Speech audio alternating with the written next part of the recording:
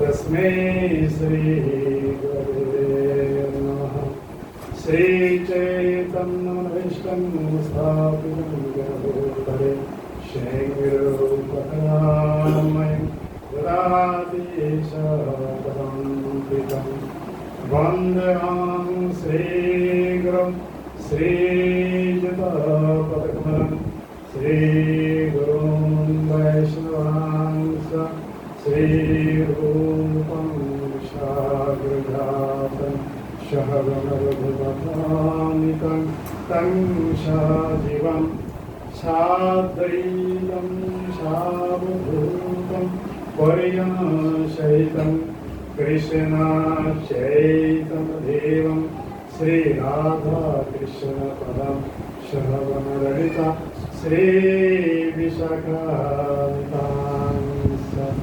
हे कृष्ण करुणा सिंधु दीनबंधु जगोत्पते गोपेश गोपिका कांत राधाकांत नमोस्तुते तप्तकांचन गौरंगी राधे वृंदावनेश्वरी वृषभानुसुतदेवी नमामि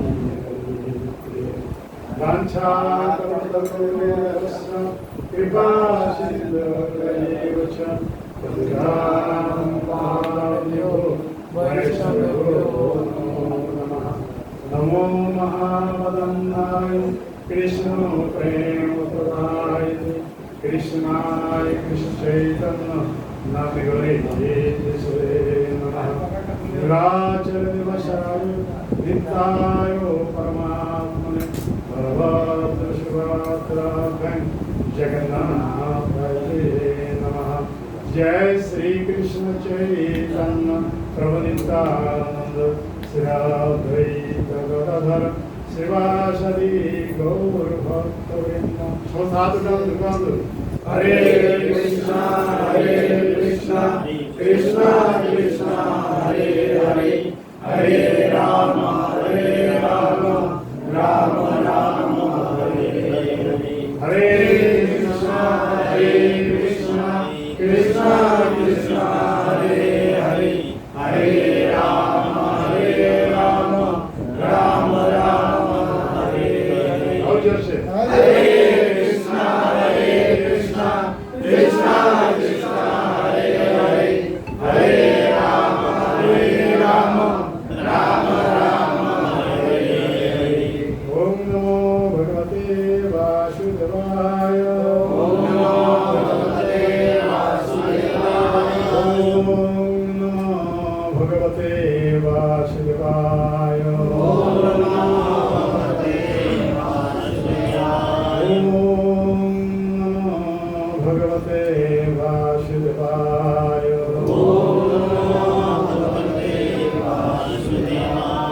आनंद लीला मय विग्रहाय हेमावदेवो सुंदराय तस्मै महाप्रेमरसप्रदाय चैतन्य चंद्राय नमो नमस्ते चैतन्य चंद्राय नमो नमस्ते चैतन्य चंद्राय नमो नमस्ते नमो विष्णुपादाय कृष्णपृष्ठाय भूतले श्रीमते गौर नामिने नमो विष्णुपादाय कृष्णपृष्ठाय भूतले श्रीमते भक्तिवेदांत स्वामी नामिने नमस्ते सरस्वती देवे गौरवाणी प्रचारिणे निर्विशेष शून्यवादी पश्चात जय श्री गुरुदेव जय श्री प्रभुपाद जय आचार्य वृंद वैष्णव वृंद गौरवृंद गौरव श्रीकार तो उपस्थित भक्त सज्जन वृंद मातृवृंद एठारे जो कथार आयोजन कराई ये केवल माने देहांतर हवा जो मातांकर उद्देश्य कथार आयोजन कर माता से भी सदाचार सम्पन्न नथिले से घरे दीक्षित भी नथिले से घरे माने पुत्र मान अनुगत हिसाब से वैष्णव धर्म ठीक आचरण कर पुत्र हिसाब से कर्तव्य हूँ जेहेतु से पितामाता ठारे देह प्राप्त होती तेणु किसी कर्तव्य रही से कर्तव्य सम्बन्ध में टिके बाधा समस्ते नीरवता रक्षा करेंगे कई कौन प्रकार पार्टी करना ना बस चुपचाप बर्तमान सर्वत्र सम्बन्ध छिन्न मायार काम समस्त चुपचाप बस कथार बस उठे आम बर्तमान गीतार गोटे श्लोक नहीं आम आलोचना कर भगवान कृष्ण निज मुखे ये उपदेश अर्जुन को लक्ष्य कर समग्र जगतवासी ममे मांस जीव लोके जीव भूत सनातन ममन सस्तानि प्रेरणानि लोके स्नानि एक तरह प्रसिद्ध अर्थात ये जितने सब जीवात्मा ये जीवात्मा समस्त होते बद्ध जीव से कहते जीव भूत माने ये सब भूत भूत माने बद्ध जीव किंतु सनातन नित्य नित्य बद्ध जीव नित्य काल भगवान ठार विचित है भौतिक जगत को आसी 84 लक्ष प्रकार जीव जमी से भ्रमण करते क्यों लगे काम क्रोध लोभ बसवर्ती यहीपरि देह परिवर्तन तेणु ये जीवात्मा ସମସ୍ତେ ହିଁ ସ୍ୱତନ୍ତ୍ର। ସେ ଏ ଜଗତକୁ ଏକୁଟିଆ ଆସିଛି, ଯିବେ ବି ଠିକ୍ ସେହିପରି ଏକୁଟିଆ। ଏ ତା ସହିତ କେହି ଯିବେ ନାହିଁ, କିମ୍ବା ସେ ଯେତେ ଆସୁ ତା ସହିତ କେହି ଆସୁନଥିବେ। ସମସ୍ତେ ଧ୍ୟାନ ସହକାରେ ଶ୍ରବଣ କରିବେ। କିଏ ଏଠାରେ ଇଏ ଅନ୍ନ ନମସ୍କାର ହେବା ନାହିଁ, ସୁନ୍ଦର ଭାବେ ତାକୁ ଶ୍ରବଣ କରେ ଯଦି ଜାଣିବା ପାଇଁ ଚାହୁଁଛି। ଏହି ହିସାବରେ ସେଇ ଜୀବାତ୍ମା ଅନାଦି କାଳରୁ କୃଷ୍ଣକୁ ଭୁଲି ଯାଇଛନ୍ତି। কৃষ্ণ ভুলি সেই যে অনাদি বহির্মুখ, অতএব মায়া তার দেয় সংসার আদি দুঃখ। এই সাংসারিক দুঃখ কেবল ভোগ করে কেউ দেয়নি। এর দুটি মাত্র অপরাধ, সে কৃষ্ণকে ভুলে যাচ্ছেন, ধর্মকে ছাড়ি দিয়েছেন, এই সমস্ত অধর্মরে লিপ্ত হয়ে যাচ্ছেন, এই ইন্দ্রিয় সুখ ভোগরে লিপ্ত হয়েছেন। এই দোষ যোগুଁ মায়া তাকে ত্রিতাপরে তাপিত করেছেন। আদি ভৌতিক, আদি দৈবিক, আধ্যাত্মিক ত্রিতাপরে তাপিত করেছেন। যেতদিন পর্যন্ত আমি এই জড়দেহ ধারণ করে রহিব, সেতদিন পর্যন্ত আমাদের দুঃখ ভোগ କରିବାକୁ ହେବ। ତେଣୁ ଆମେ ଭଗବାନଙ୍କର ସ୍ୱରୂପ, ଆମର ସ୍ୱରୂପ ହେଉଛି ଭଗବାନଙ୍କ ନିତ୍ୟ କୃଷ୍ଣ ଦାସ। ସେ ସ୍ୱରୂପ କଥା ଆମେ ଭୁଲି ଯାଇଛୁ। ତେଣୁ ଭୁଲିଯିବା ଯୋଗୁଁ ଆମର ଯେ ଆମେ ଯେ ଜୀବାତ୍ମାର ଉପରେ ପଞ୍ଚଭୌତିକ ଦେହ ଦ୍ୱାରା ଇଏ ଆକୃତ ହୋଇଯାଇଛି। কথা বুঝতে পারছেন? ধ্যান সহকারে সবাই ধরিব অন্নমস্কার হবে না, এটা কথা শুনিবা পাইছে, কথা শুনুন।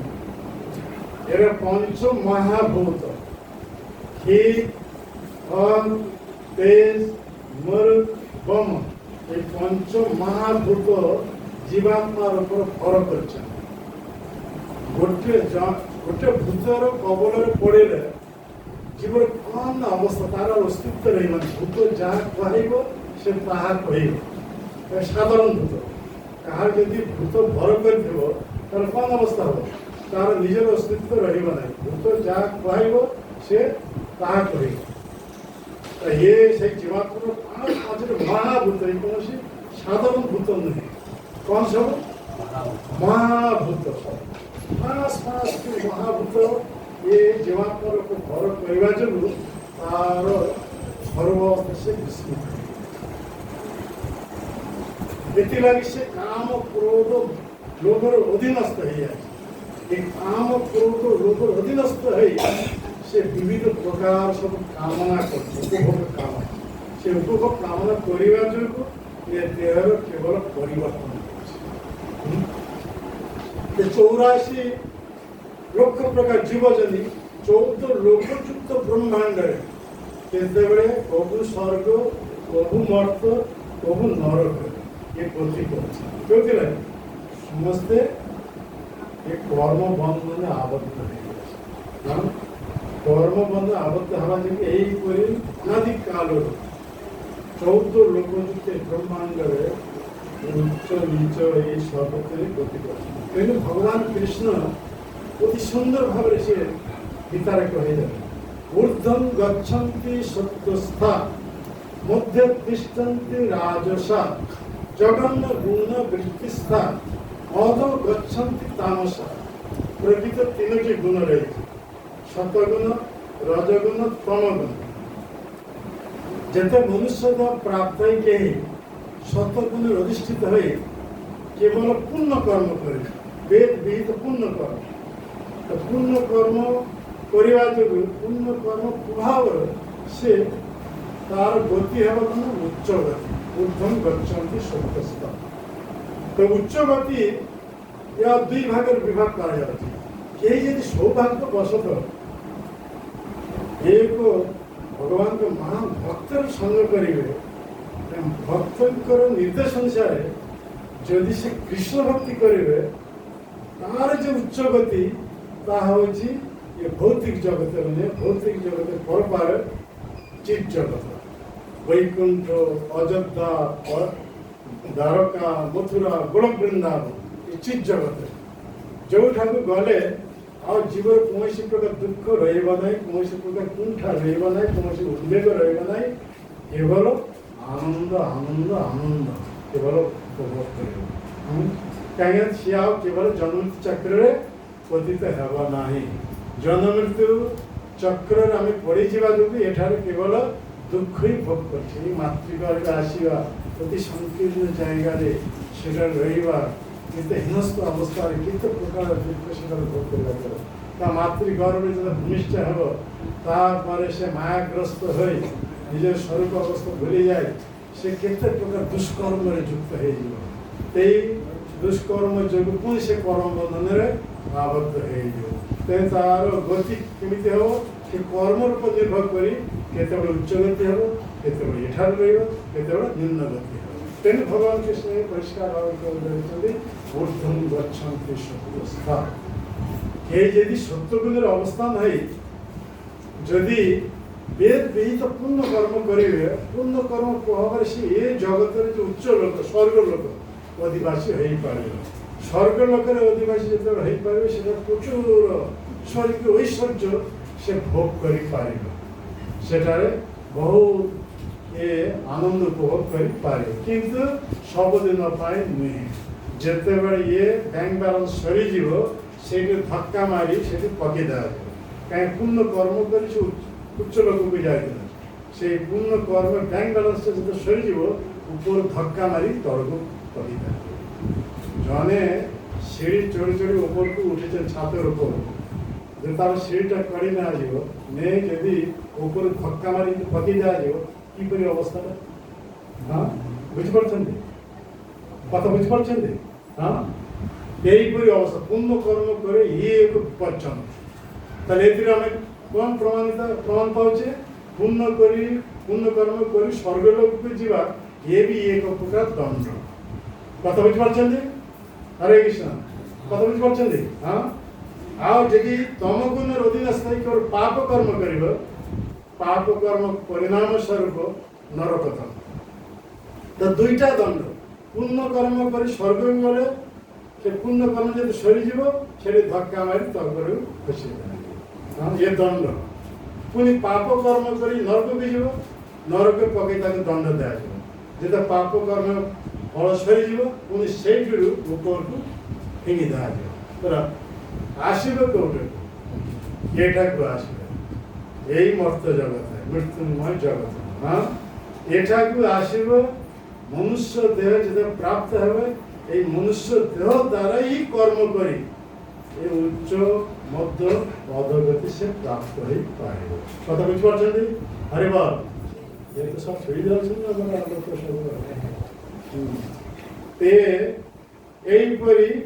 उच्च मध्य ये भगवत परिष्कार भाव कहीदे यदि भगवत भक्ति आचरण करेंगे या कहुच्छे अकर्म से कर्म बंधन में आबद्ध हेबना कर्म बंधन से मुक्त हो चिरतर ये नश्वर देह त्याग कर भगवान के ऊपर चिन्मय देह प्राप्त हो भगवत धाम को चलेंगे आगे ये भौतिकमय जगत भौतिक जगत से आओ यदि आसब ना जन्म चक्र बुलेब ना से नित्य काल रही केवल आनंद से आनंद कहीं चीज जगत कहार मृत्यु हम ना कहीं वृद्धदशा प्राप्त हम ना कहीं कौन से प्रकार रोग द्वारा आक्रांत हम किशोर अवस्था कथा बुझीपार हाँ ये हूँ जो मैंने भगवत भक्ति आचरण करेंगे वेद विहित जो मैंने पूर्ण कर्म करेंगे पूर्ण कर्म प्रभाव स्वर्गलोक अधिवास किंतु सबुदिन से पूर्ण कर्म बैंक बैलेंस सही से धक्का मारी तल खसी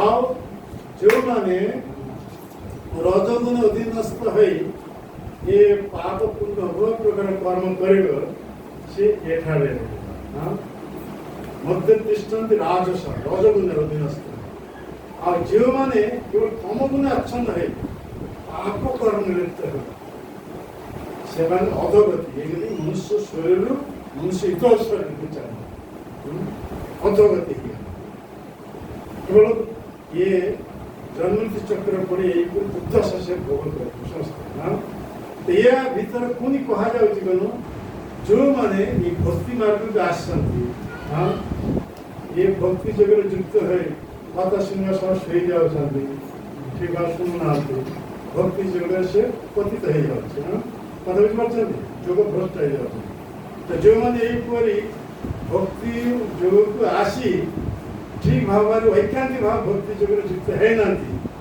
ଏହିପରି ଯୁକ୍ତ ହୋଇ ତାପରେ ଯତ ସମୟ ସେ ପତିତ ହେଇଗଲା। ଏମାନଙ୍କ ଗତି କ'ଣ ହବ? ଏମାନଙ୍କ ଗତି ପୁଣି ମନୁଷ୍ୟ ଦେହ ସେ ପ୍ରାପ୍ତ ହେବ। ମୃତ୍ୟୁ ପରେ ପୁଣି ମନୁଷ୍ୟ ଦେହ ପ୍ରାପ୍ତ ହେବ କୃଷ୍ଣଙ୍କ କୃପା। କାହିଁକି ନା ସେ ଭକ୍ତି ଯୋଗରେ ଚ୍ୟୁତ ହେଇଯାଏ, ଯୋଗ ଭ୍ରଷ୍ଟ ହେଇଯାଇଛି। ତେଣୁ ତାକୁ ପୁଣି ଚାନ୍ସ ଦିଆଯିବ। ଆରେ ବସ ସେଠି ସେଠି ଡିଙ୍ଗିରି ଆସିବନି, ସେଠି ବସ। ଆରେ ସେଠି ବସ ନାହିଁ, ସେ ଯିବ ନାହିଁ, ସେ ସଂସାରରୁ ମୁକ୍ତ ବର୍ତ୍ତମାନ। ତମେ ଯାଅ ସେଟା ଯିବ ନାହିଁ, ଏଠି ବସ, କେହି ଆସିବ ଅତ 4 ବର୍ଷ ଆସିବ। ଏଠାରେ ବର୍ତ୍ତମାନ ଶୁଣନ୍ତୁ, ଏସବୁ ମାଇଣ୍ଡ ଡିଷ୍ଟର୍ବ ହେଉଥିବ, ଏ ମାୟାର କାମ ଏଠି ଆସିବ ନା କି ସେଠି ସେଠି। ହଁ, ଏହାକୁ କୁହାଯାଉଛି କ'ଣ? କେଉଁ କଥା କହୁଥିଲୁ? ଯୋଗ ଭ୍ରଷ୍ଟ। ଯୋଗ ଭ୍ରଷ୍ଟ ଏମାନଙ୍କୁ ଚାନ୍ସ ଦିଆଯିବ ପୁଣି এই সূচিবান শ্রীমতান্তরে জন্ম দেওয়া পায়। তাহলে 4 প্রকার গতিপথ পাওয়া যাবে। যেমানে শুদ্ধ ভগবত ভক্তি যাজন করিবে সেমানে এই দেহ ত্যাগ কলা পরে কোন আমি যাব ভগবত ধাম চালিবে। আর যেন বেদ বিহিত পূর্ণ কর্ম করিবে সেমানে পূর্ণ কর্ম প্রভাব যোগ সে স্বর্গলোক বন্দিত হবে। আর যেমানে যোগ ভ্রষ্ট হব সেমানে পুনি মনুষ্য দেহ প্রাপ্ত হবে। পুনি যেটু সে ভক্তি যোগের খসে যাইଥିଲା সেইটুকু সে পুনি যুক্ত হবে। যে পর্যন্ত 100% পূর্ণ ন হচ্ছে সে পর্যন্ত সে ভৌতিক বন্ধনের মুক্ত হয়ে ভগবানকে পাখକୁ ফেরি যাই পারিবা নাই। হ্যাঁ, শুনে শুনে কথা শুইবা নাই, সে କୁହାଯାଉଛି ସବୁ ଶୋଇଲା ମାନେ ଯୋଗ ଭ୍ରଷ୍ଟ ହେଇଗଲା। ଆଉ ଯେଉଁମାନେ କେବଳ ତମଗୁଣ ଆଚ୍ଛନ୍ନ ହୋଇ ପାପ କରି ଲିପ୍ତ ଅଛନ୍ତି ସେମାନେ ହରିବାର ହେ ମାତାଜୀ ପାଣିଟା ମନେ କରା କାହିଁକି ଇଏ କରୁଛି কথা ଚାଲିଛି ନା? ହଁ ଠିକ୍ ଅଛି, ଯିବ ନାହିଁ, ସେ କ୍ଲାସ୍ ସରିଲା ପରେ ଯିବ। ହଁ ହଁ ବସନ୍ତୁ, ସେ ଠିକ୍ ଅଛି, ସେଠି ବସ। ହଁ, ଯାହା କିଛି କରିବା ଅଛି କ୍ଲାସ୍ ପରେ ସେଠି ଡିଷ୍ଟର୍ବ କରିବ। ତେର ଶୁଣନ୍ତୁ, ବସ ଯେମିତି ବସିବ। ହଁ ଶୁଣନ୍ତୁ, କିଏ କଥା କହିବ ନାହିଁ, କଥା ଚାଲିଛି, କିଏ କାହାର କିଛି କରିବା ନାହିଁ, ସବୁ ଚୁପଚାପ ବସ। ହଁ, କିଛି ନାହିଁ, ଏବେ କଥା ଶୁଣନ୍ତୁ। ସେହିପରି ଭାବରେ ଆମେ କାହିଁକି ଏଇ ଝିଅମାନେ ତମଗୁଣ ଆଚ୍ଛନ୍ନ ହୋଇ ମନୁଷ୍ୟ ଦେହ ପ୍ରାପ୍ତ ହୋଇ ଅଖାଦ୍ୟ କୁଖାଦ୍ୟ ସବୁ ଖାଇଛନ୍ତି, ଅନ୍ୟ ପ୍ରାଣୀମାନଙ୍କୁ ମାରି ତାର ମାଂସ ଆହାର କରିଛନ୍ତି, ମାଛ ଖାଇଛନ୍ତି, କେତେ ଜୀବମାନଙ୍କୁ ମାରିକି ଖାଇଛନ୍ତି, ସବୁ ପାପ କର୍ମ। ମଦ ପିଇଛନ୍ତି, ବିଡ଼ି ସିଗାରେଟ୍ ଚା ଆଦି କେତେ ସବୁ ଖାଇଛନ୍ତି ପିଇଛନ୍ତି, ସବୁ ପାପ କର୍ମ। 4 ପ୍ରକାର ପାପ କର୍ମ କଥା କୁହାଯାଉଛି। दूतन पानन स्त्रियो सुना जता अधर्म चतुर्विध 4 प्रकार पाप कर्म। दूत मन ताश पास जुआ लटे ये पाप कर्म। पान चा पान बीड़ी सिगरेट भंजन अफीम मद ये सब खाइया पीवा ये सब पाप कर्म। अवैध स्त्री संग करवा और उन्न प्राणी मन के मारी सब मांस आहार करवा ये सब पाप कर्म। तो मनुष्य देह प्राप्त है पाप कर्म रत है সে পাপ কর্মের পরিণাম স্বরূপ অধগতি। এই কথাটা আসা যাচ্ছে বর্তমান, কিন্তু কথা কয়া যাচ্ছে সমস্ত ধ্যান সহকারে শ্রবণ করে। তেণু এ ভগবানଙ୍କର বিধান রয়েছে। গোটে হচ্ছে পিতৃপক্ষ রয়েছে। পিতৃপক্ষକୁ କୁହାଯାଏ ଶ୍ରାଦ୍ଧ ପକ୍ଷ। হ্যাঁ, না শুনেছেন? পিতৃপক্ষ না শুনেছেন? পিতৃপক্ষ মানে କେତେ ଦିନ? 15 ଦିନ, 15-16 ଦିନ। କେବେଠୁ କେଉଁ ପର୍ଯ୍ୟନ୍ତ? ସିଏ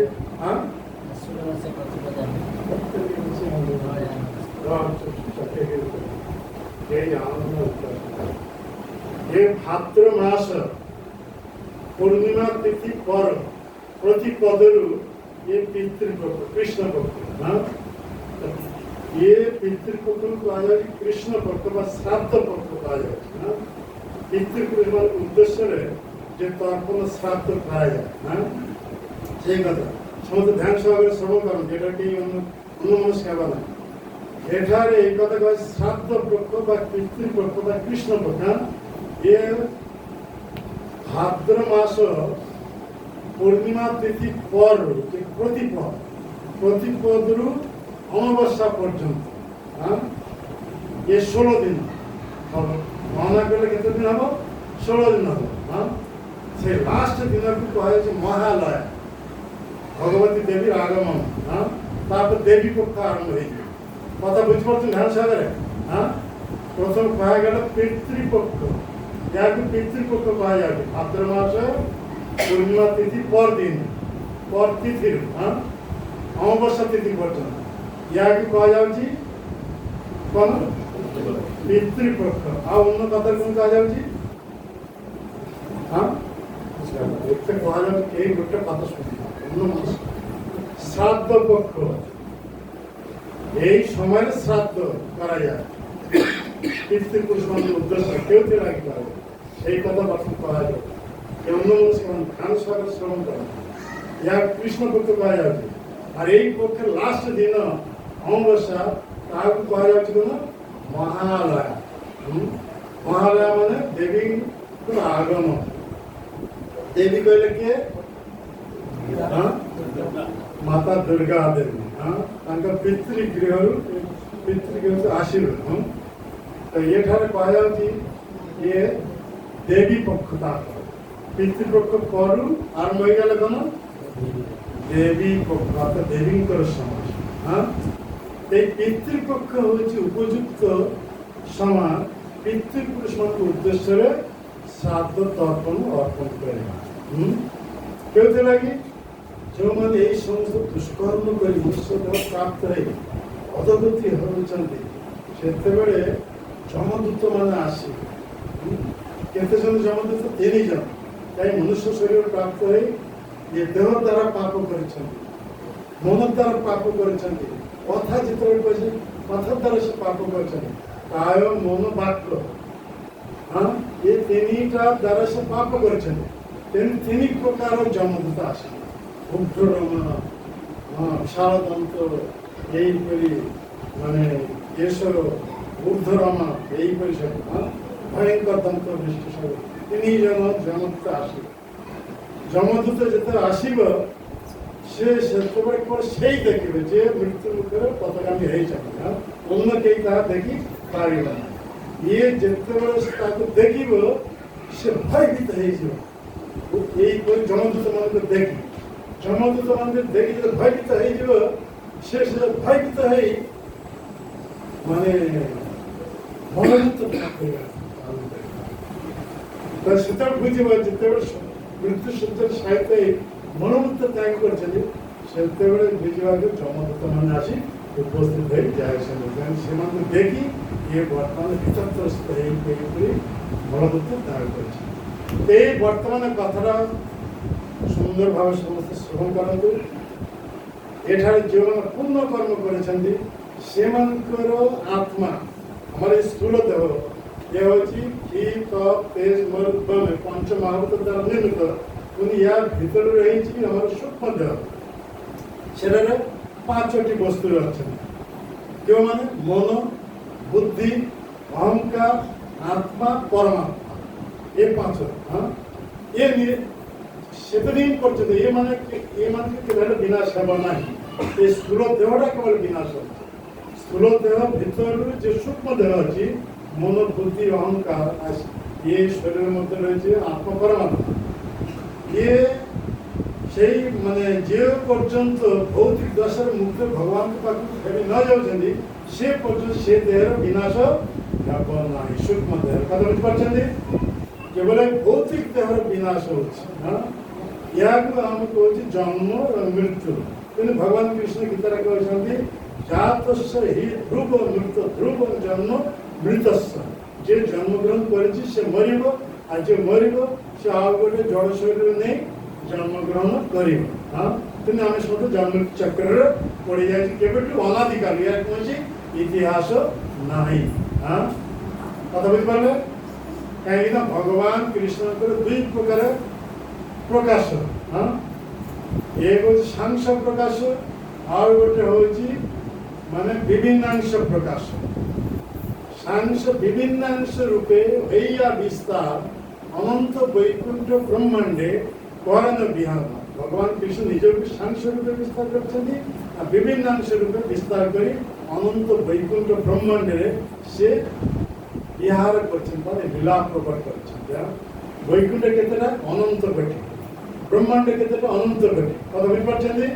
হ্যাঁ, অনন্ত কোটি ব্রহ্মাণ্ড অনেক, অনন্ত কোটি বৈকুণ্ঠ অনেক। হ্যাঁ, ভগবান নিজকে এইভাবে সাংস রূপে বিস্তার করি, বিভিন্ন অংশের বিস্তার করি অনন্ত বৈকুণ্ঠ সে বিহার করছেন, এইভাবে বিহার করছেন। সে সাংস বিস্তার কেউ মানে ভগবানকে যেতে সবু অবতার এই জগত মানে এই জগতকে আসছেন। অবতার মানে যেমন হ্যাঁ যেতে সব আসছেন। তারপর চতুর্ভুব নারায়ণ আদি বৈকুণ্ঠ অনন্ত কোটি বৈকুণ্ঠ, প্রত্যেক বৈকুণ্ঠের জনে জনে বৈকুণ্ঠাধিপতি নারায়ণ আছেন। তাহলে নারায়ণের সংখ্যা কেতে অনন্ত কোটি। হ্যাঁ, কথা বুঝবেন? হ্যাঁ, কথা ধ্যান দিলে তার বুঝতে পারবে। অনন্ত কোটি নারায়ণ এই সমস্ত কৃষ্ণের বিস্তার। কথা বুঝতে পারলে? তার মানে কৃষ্ণের ঠারু অভিন্ন। কৃষ্ণ নিজে এইপরি নারায়ণকে নিজেকে বিলাস বিগ্রহের উপরে বিস্তার করেছেন। সেই কৃষ্ণ পুনি নিজেকে বিস্তার করে অবতার ধারণ করে এই জগৎকে আসছেন। অবতারাই হরি অসংখ্য অসংখ্য অবতার। ଅସଂଖ୍ୟ ଅବତାରମାନଙ୍କ ମଧ୍ୟରୁ 10ଟି ମୁଖ୍ୟ ଅବତାରମାନଙ୍କୁ ନେଇ ଜୟଦେବ ଗୋସ୍ୱାମୀ ଯେମିତି 10 ଅବତାର ସ୍ତୋତ୍ର ଲେଖିଛନ୍ତି। ଜାଣିଛନ୍ତି? ହଁ, ସେ ପ୍ରତି ସ୍ତୋତ୍ର ଶେଷରେ କହୁଛନ୍ତି କ'ଣ? ଏସବ ଧୃତ ମୀନ ଶରୀର, ଏସବ ଧୃତ ପୂର୍ଣ୍ଣ ଶରୀର, ଏସବ ଧୃତ ସୁପର ରୂପ, ଏସବ ଧୃତ ନରହରି ରୂପ, ଏସବ ଧୃତ ବାମନ ରୂପ, ଏସବ ଧୃତ ଭୃଗବତୀ ରୂପ, ଏସବ ଧୃତ ରାମ ଶରୀର, ଏସବ ଧୃତ ହଳଧର ରୂପ, ଏସବ ଧୃତ ବୁଦ୍ଧ ଶରୀର, ଏସବ ଧୃତ କଳ୍କି ଶରୀର। ପ୍ରତ୍ୟେକ ସ୍ତୋତ୍ର ଶେଷରେ ସେ କହୁଛନ୍ତି କ'ଣ? କେଶବ। କେଶବ ମାନେ କୃଷ୍ଣ ଧୃତ ଧାରଣ କରି ଆସିଥିଲେ। କେଉଁ ପ୍ରକାର ରୂପ? ମୀନର ଅବତାର ରୂପ ନେଇ ଆସିଥିଲେ, କୁର୍ମ ଅବତାର ରୂପ ନେଇ ଆସିଥିଲେ, ଶୁକର ରୂପ ନେଇ ଆସିଥିଲେ, ନରହରି ରୂପ ନେଇ ଆସିଥିଲେ, ବାମନ ଅବତାର ରୂପ ନେଇ ଆସିଥିଲେ, ତାପରେ ପରଶୁରାମ ରୂପ ନେଇ ଆସିଥିଲେ, ରାମ ଅବତାର ରୂପ ନେଇ ଆସିଥିଲେ, ବଳରାମ ଅବତାର ରୂପ ନେଇ ଆସିଥିଲେ, ବୁଦ୍ଧ ଅବତାର ରୂପ ନେଇ ଆସିଥିଲେ। ଆଉ କଳିଯୁଗ ଶେଷରେ ସେ କଳ୍କି ଅବତାର ରୂପ ନେଇ ଆସିବେ। କାହିଁକି ନା କଳିଯୁଗ ଶେଷରେ ସମସ୍ତ ଧର୍ମ କର୍ମ ଛାଡ଼ି ସମସ୍ତେ ମ୍ଲେଚ୍ଛରେ ପରିଣତ ହେଇଯିବ। এই ম্লেচ্ছମାନଙ୍କୁ ସଂହାର କରିବା ପାଇଁ সেই ଭଗବାନ କୃଷ୍ଣ କଳିଯୁଗ ଶେଷରେ ଆସିବ। କିନ୍ତୁ ଜୟଦେବ ଗୋସ୍ୱାମୀ সেই কলকি অবতার সম্বন্ধে লিখেছেন কেন? গয়েচ্ছ নিব নিধানে করয়সি করবালম উন্নতি তুমিব কিমপি করলম কেশবধৃত কলকি শরীর জয় জগদীশ হরে। এই কলকি অবতার আসবে। হাতের গোটে খড়গ নেবে। হ্যাঁ, এই গরুরা যেটা ধ্যান করে বাহন, ভগবানকে বাহন হচ্ছে গরুরা। হ্যাঁ, সেই গরুরের সাথে ঘোড়া হবে। হ্যাঁ, সেই ঘোড়া পিঠে আরম্ভ করে কলকিতে। হ্যাঁ, হাতের গোটে খড়গ দেবে, নিয়ে মনোবেগের গতি করে। আর সেটা সমস্ত লেচ্ছ মানে বর্তমানে এখানে ক্লাসে যেমন শুয়ে যাচ্ছেন, ভগবানকে ভুলে যায় কোন মায়ের চিন্তা করছেন, কোন হবে সেমনকে। হ্যাঁ, এই হাতের খড়গ দেবে। সেতেବେଳେ আর উপদেশ নাই। চৈতন্য মহাপ্রভু ঘরে এইবেন চাচি চাচি নাম দেওয়ার নাই। হ্যাঁ, আর নাম পার্টির উচ্চারণ করলে যে প্রেম দেবে ইয়ে আর নাই। যে বর্তমানে এই চান্স আমার মিলেছি, এই সুযোগে যদি আমি ছাড়িদেবা তাহলে আমাকে সেই কলকির কবলের পরিবারকে হবে। সে সেতেବେଳେ আর উপদেশ নাই। সেই চৈতন্য মহাপ্রভু আসবে, সে কৃষ্ণ এই কলকি অবতার উপরে আসবে, আর উপদেশ নাই। তাকে উপদেশ করে খড়গের মাধ্যমে সেইপরে সমস্ত আমাকে মস্তকে ঠান্ডা করে। কথা বুঝতে পারছেন? এখানে আমার কথা হচ্ছিল না, এই মানে সমস্ত মনুষ্য দেহ প্রাপ্ত এই অখাদ্য কুখাদ্য এই দুষ্কর্ম পরিবার যদি যে অধগতি ହେଇଛନ୍ତି। হ্যাঁ, যমদূত আসছেন তিনি জন আসি ସେମାନେ এই স্থূଳ ଦେହ ଭିତରେ যে ସୂକ୍ଷ୍ମ ଦେହ ବେକରେ ମାଂସ ଲଗାଇବେ। ହଁ, ମାଂସ ଲଗେଇକିରି এই ଦେହରୁ ସେ ବାହାର କରିବେ। ସେଟା এই ଦେହଟା ମୃତ କରିବେ। ହଁ, ଏହାକୁ ମୃତ୍ୟୁ କୁହାଯାଉଛି। କଥା ବୁଝିପାରୁଛନ୍ତି? ହଁ, ଯେଉଁଥିଲାଗି ଇଏ କଥାର ଆୟୋଜନ କରିଛନ୍ତି। ବର୍ତ୍ତମାନ ଧ୍ୟାନ ସହକାରେ ଶ୍ରବଣ କର। ବର୍ତ୍ତମାନ ମନୁଷ୍ୟ ଦେହ ପ୍ରାପ୍ତ ହେଇ ଯେଉଁମାନେ ବେଦ ପୂର୍ଣ୍ଣ କର୍ମ କରିଛନ୍ତି ସେମାନଙ୍କ ଆତ୍ମା ଏଇ ଯେ ସୂକ୍ଷ୍ମ ଦେହ କେଉଁଠାରୁ ବାହାରିବ? ଆମର ଦେହରେ କେତୋଟି ଦାର ରହିଛି? 9ଟି ଦାର। 9ଟି ଦାର। ତ 9ଟି ଦ୍ୱାର ଆମେ ଦୁଇ ଭାଗ ବିଭକ୍ତ, ନାଭିରୁ ଉପରରୁ ନାଭି ତଳରୁ।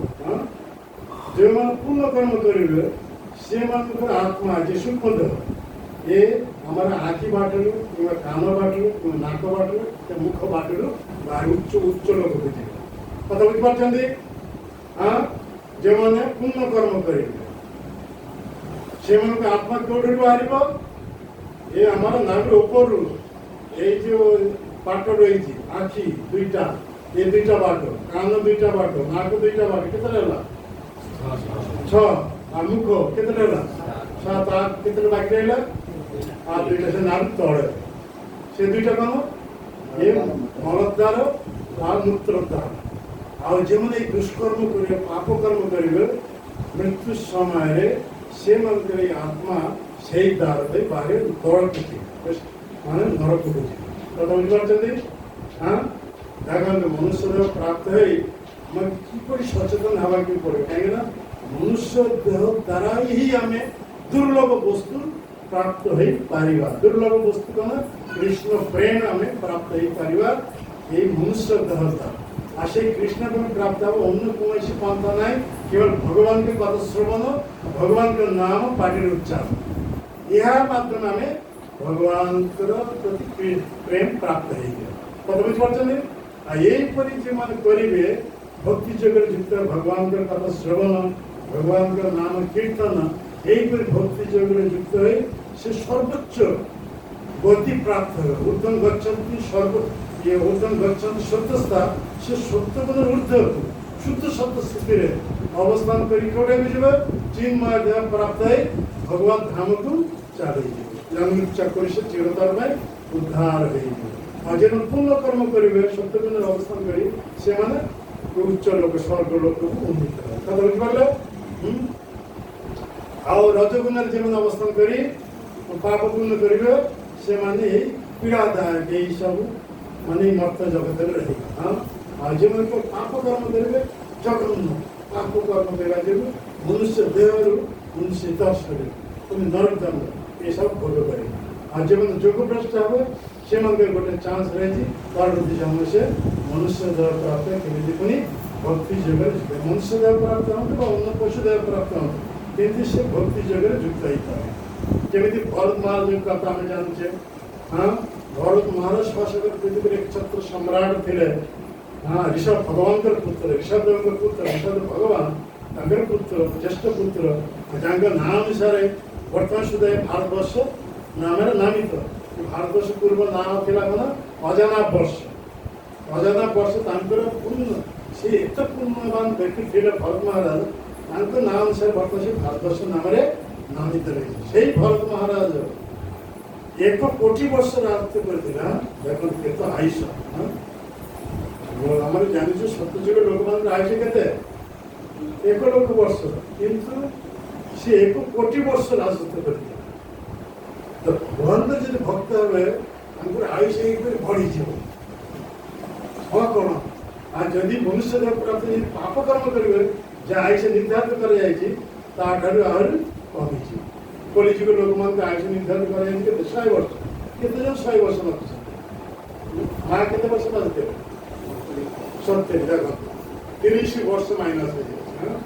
ବଞ୍ଚିବା କଥା 100 ବର୍ଷ, କଳିଯୁଗ ଲୋକଙ୍କର ଆୟୁଷ ନିର୍ଦ୍ଧାରିତ 100 ବର୍ଷ, କିନ୍ତୁ ପାପ କର୍ମ କରିବା ଯୋଗୁଁ ଆୟୁଷ କ୍ଷୀଣ ହେଇଯାଏ 70 ବର୍ଷ। 70 ବର୍ଷ ତଥାପି ତ ବହୁତ।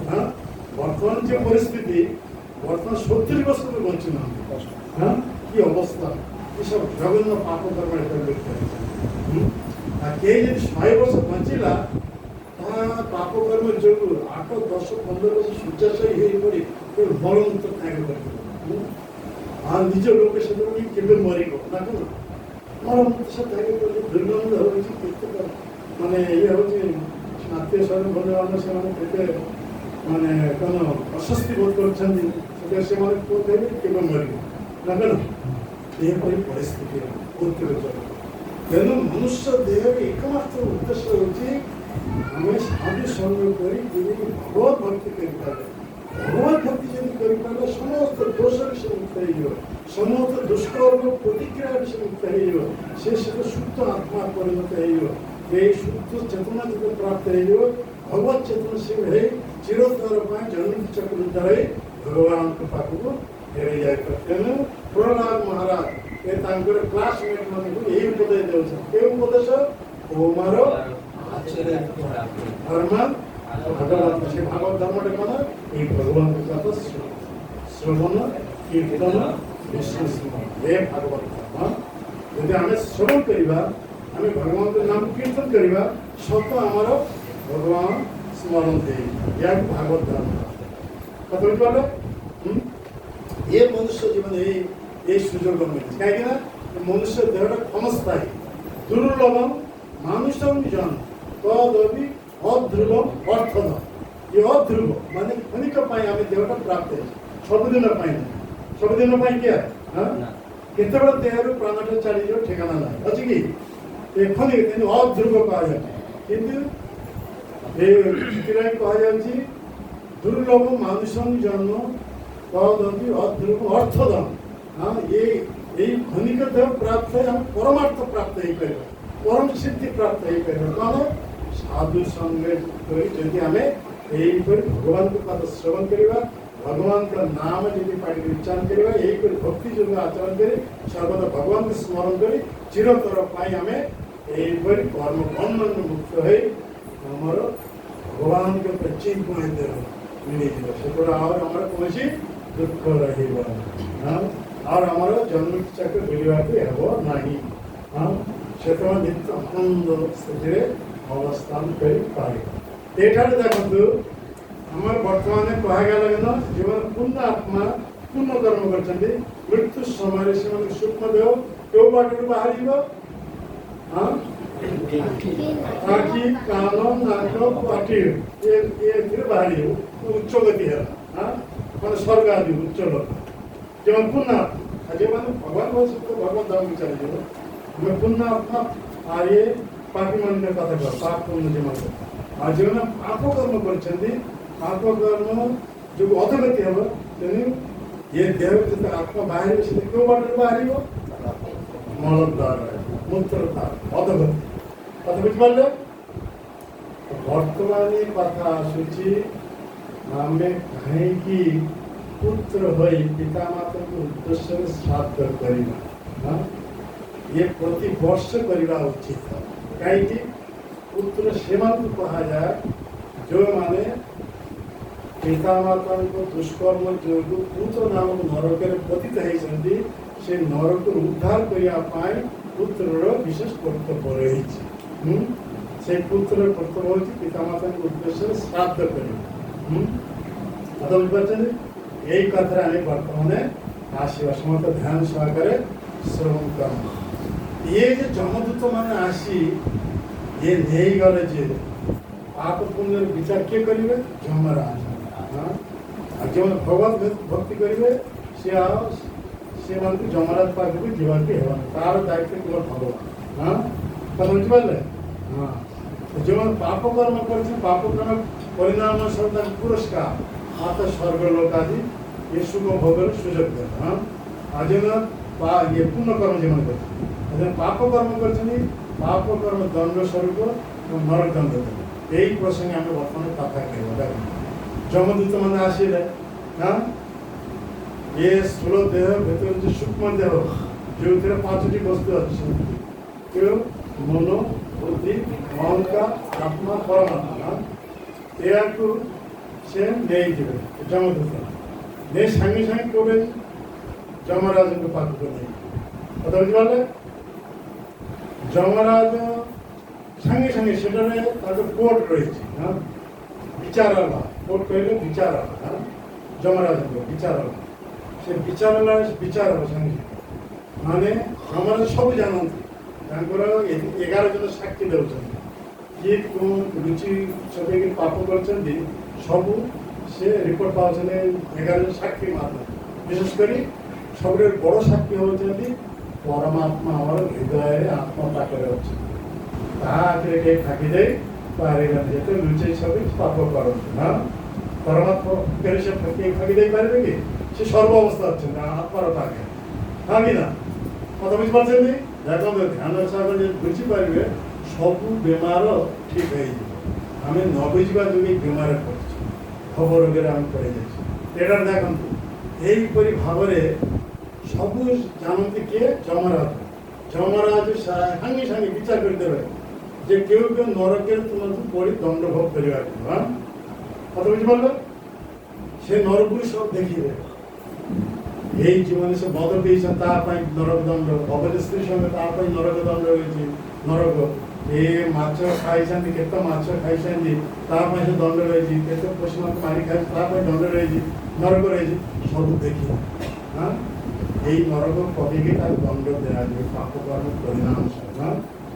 ସେଇ ଦିନରୁ ସାଙ୍ଗେ ସାଙ୍ଗେ ସେଇ ଆତ୍ମା ସେତେ ପ୍ରେତ ହେଇଯିବ, ତାର ଶରୀର ରହିବ ନାହିଁ, ସ୍ଥୂଳ ଦେହ ରହିବ, ପ୍ରେତ ଦେହ। ପ୍ରେତ ଦେହ ମାନେ ଅଶରୀର। ସାଙ୍ଗେ ସାଙ୍ଗେ ସେ ପଳେଇ ଆସେ ଯେଉଁଠୁ ତାକୁ ନିଆଯାଏ ସେଇଟା। କଥା ବୁଝିପାରିଲେ କି? ଏପର୍ଯ୍ୟନ୍ତ କଥା, ଯେଉଁଠି ସେ ମରିଥିଲେ ସେଇଟାକୁ ସେ ଫେରି ଆସେ। କଥା ବୁଝିପାରିଲେ? ଯମଦୂତ ମାନେ ଆସି ସାଙ୍ଗେ ସାଙ୍ଗେ ନେଇଗଲେ, ନେଇକରି ତାର ପାପର ପରିଣାମ ସ୍ୱରୂପ କେଉଁ ନରକ ପଡ଼ି ଦଣ୍ଡ ଭୋଗ କରିବାକୁ ହେବ ଏସବୁ ପ୍ରଥମ ଦେଖିନାହିଁ। ହଁ, ପୁଣି ସେଇ ଦିନରୁ ସେ ପୁଣି ଫେରି ଆସିବେ ପ୍ରେତ ରୂପରେ ଏଠାରେ ଅବସ୍ଥାନ। କଥା ବୁଝିପାରୁଛନ୍ତି? ଧାନ ସାଗର ସେବନ କରନ୍ତୁ, ଶୋଇଲା ହବ ନାହିଁ। ଶୋଇଲା, ହଁ, ଏସବୁ କିଛି ନୁହେଁ। ସେଇ ଯମରାଜ ପାଖକୁ ଯିବ ସମସ୍ତେ, ସେଠି ଜମା ହବ। ଶୁଣନ୍ତୁ, ଶୁଣ, ଧାନ ସାଗର କଥା ଶୁଣନ୍ତୁ। ଏବେ କଥା ଶୁଣିବାକୁ ଆସନ୍ତି, এইଠାରେ ସେ ଆସିବେ। এই ଯାହାକୁ ଉଦ୍ଦେଶ୍ୟ ଆମେ ଶ୍ରାଦ୍ଧ କରୁଛୁ, ଯେ ପୁତ୍ର ହେବେ, ପୁତ୍ର କର୍ତ୍ତବ୍ୟ ଶ୍ରାଦ୍ଧ ଦେବେ। କେଉଁଥିଲାଗି? ମାନେ ଏଇ ସତ୍କର୍ମ କରିବ, ଯେଉଁଥିଲାଗି ସେ ଆତ୍ମା ଏଠାରେ ବୁଲୁଛନ୍ତି 14 ଦିନ କାଳ ପ୍ରେତ ହିସାବରେ। କଥା ବୁଝିପାରୁଛନ୍ତି? ମାନେ ମୃତ୍ୟୁ ପରେ ଯମରାଜ ପାଖକୁ ଯାଉ, ସାଙ୍ଗେ ସାଙ୍ଗେ ସେ ଫେରି ଆସିବ। ଆସି ଏଠାରେ ସେ ପ୍ରେତ ହିସାବରେ ବୁଲିଥିବ ଚାରିଆଡ଼େ। ହଁ, ସେ ଦେଖିଥିବେ ତାର ପୁତ୍ର ମାନେ କ'ଣ କରିଛନ୍ତି, ଆତ୍ମୀୟ ମାନେ ତାଙ୍କର କ'ଣ କରିଛନ୍ତି, ସେସବୁ ଦେଖୁଛନ୍ତି। ହଁ, ଯେ ପ୍ରକୃତ ପୁତ୍ର ହେବେ ସେ କ'ଣ କରିବେ ନା ତାଙ୍କର ସେ ପିତାମାତା, ଯେଉଁ ପିତାମାତାଙ୍କୁ କେନ୍ଦ୍ରରେ ସେ ଜନ୍ମ ନେଇଥିଲେ, ଅର୍ଥାତ୍ ଏଇମାନଙ୍କ ସହିତ ସମ୍ବନ୍ଧ ନାହିଁ। ଯେହେତୁ ଆମେ ଭୌତିକ ଦେହ ପ୍ରାପ୍ତ ହେଉଛି ସେମାନଙ୍କ ଠାରୁ, ଏଇ ଅନିତ୍ୟ ସମ୍ବନ୍ଧ ରହିଛି, ସେଥିପାଇଁ ପିତା ପୁତ୍ରମାନଙ୍କୁ କିଛି କର୍ତ୍ତବ୍ୟ ରହିଛି। କାହିଁକିନା ଆତ୍ମା ସ୍ୱତନ୍ତ୍ର, ସେ କାହାର ସହିତ কোনো ଇଏ ନାହିଁ। ସେ ସ୍ୱତନ୍ତ୍ର ଆସିଥିଲେ ଏକୁଟିଆ, আর স্বতন্ত্র জীব একুটিয়া। হ্যাঁ, কিন্তু যেহেতু সে কর্মবন্ধন আবদ্ধ হয়ে যাচ্ছে, স্থূল দেহ প্রাপ্ত হচ্ছেন। স্থূল দেহ প্রাপ্ত হওয়া গেল পিতামাতা কেন্দ্র করে আসবা গেল, সে জীব দেহ প্রাপ্ত হবে, পশু দেহ প্রাপ্ত হবে, বৃক্ষ দেহ প্রাপ্ত হবে, মনুষ্য দেহ প্রাপ্ত হবে, তীর্যক দেহ প্রাপ্ত, সর্প দেহ প্রাপ্ত, যে দেহ প্রাপ্ত হবে পিতামাতা রহিব। হ্যাঁ কিনা? সমস্ত জন্মের সে পিতামাতা রহিব, রহিব তো। যেটা মনুষ্য দেহ প্রাপ্ত হয়েছে, মনুষ্য দেহ এইপরি পিতামাতা কেন্দ্র করে আসছেন। এই পিতামাতাଙ୍କ ଲାଗି କିଛି କର୍ତ୍ତବ୍ୟ ରହିଛି। ସେଇ କର୍ତ୍ତବ୍ୟକୁ ଏହାକୁ କୁହାଯାଉଛି ଏ ପିତାମାତାଙ୍କ ଉଦ୍ଦେଶ୍ୟରେ এইপରି ଶ୍ରାଦ୍ଧ ତର୍ପଣ ଆଦି କରିବା। ଇଏ ପୁତ୍ରର କର୍ତ୍ତବ୍ୟ। ସେ ସେତେବେଳେ ପୁତ୍ର ନାମରେ ନାମିତ। ଯଦି ପୁତ୍ର ହୋଇ ଯଦି ଏ କାମ ଯଦି ନ କରିବ ତାହେଲେ ସେ ମୂତ୍ର। କଥା ବୁଝିପାରୁଛନ୍ତି? ଗୋଟେ ଦାର ଦେଶରେ ଆସୁଛି ପୁତ୍ର, ଗୋଟେ ଦାର ଦେଶ ଆସୁଛି ମୂତ୍ର। କଥା ବୁଝିପାରିଲ? ଯଦି କାମ করে সে পুত্র নামে নামিত, আর যদি না কলা তো সে মূত্র। তা 5 প্রকার পুত্র আছে। হ্যাঁ, শাস্ত্রে কুହାଯାଉଛି କେତେ ପ୍ରକାର? 5 ପ୍ରକାର ପୁତ୍ର। ହଁ, ଏ 5 ପ୍ରକାର ପୁତ୍ର ମାନେ କୁହାଯାଉଛି শাস্ত্রে ঋণ জাত পুত্র, শত্রু জাত পুত্র, দুষ্কর্ম জাত পুত্র, সৎ পুত্র, অকর্ম জাত পুত্র। বুঝিপারছেন কথা? হ্যাঁ, মনে রইল ସବୁ?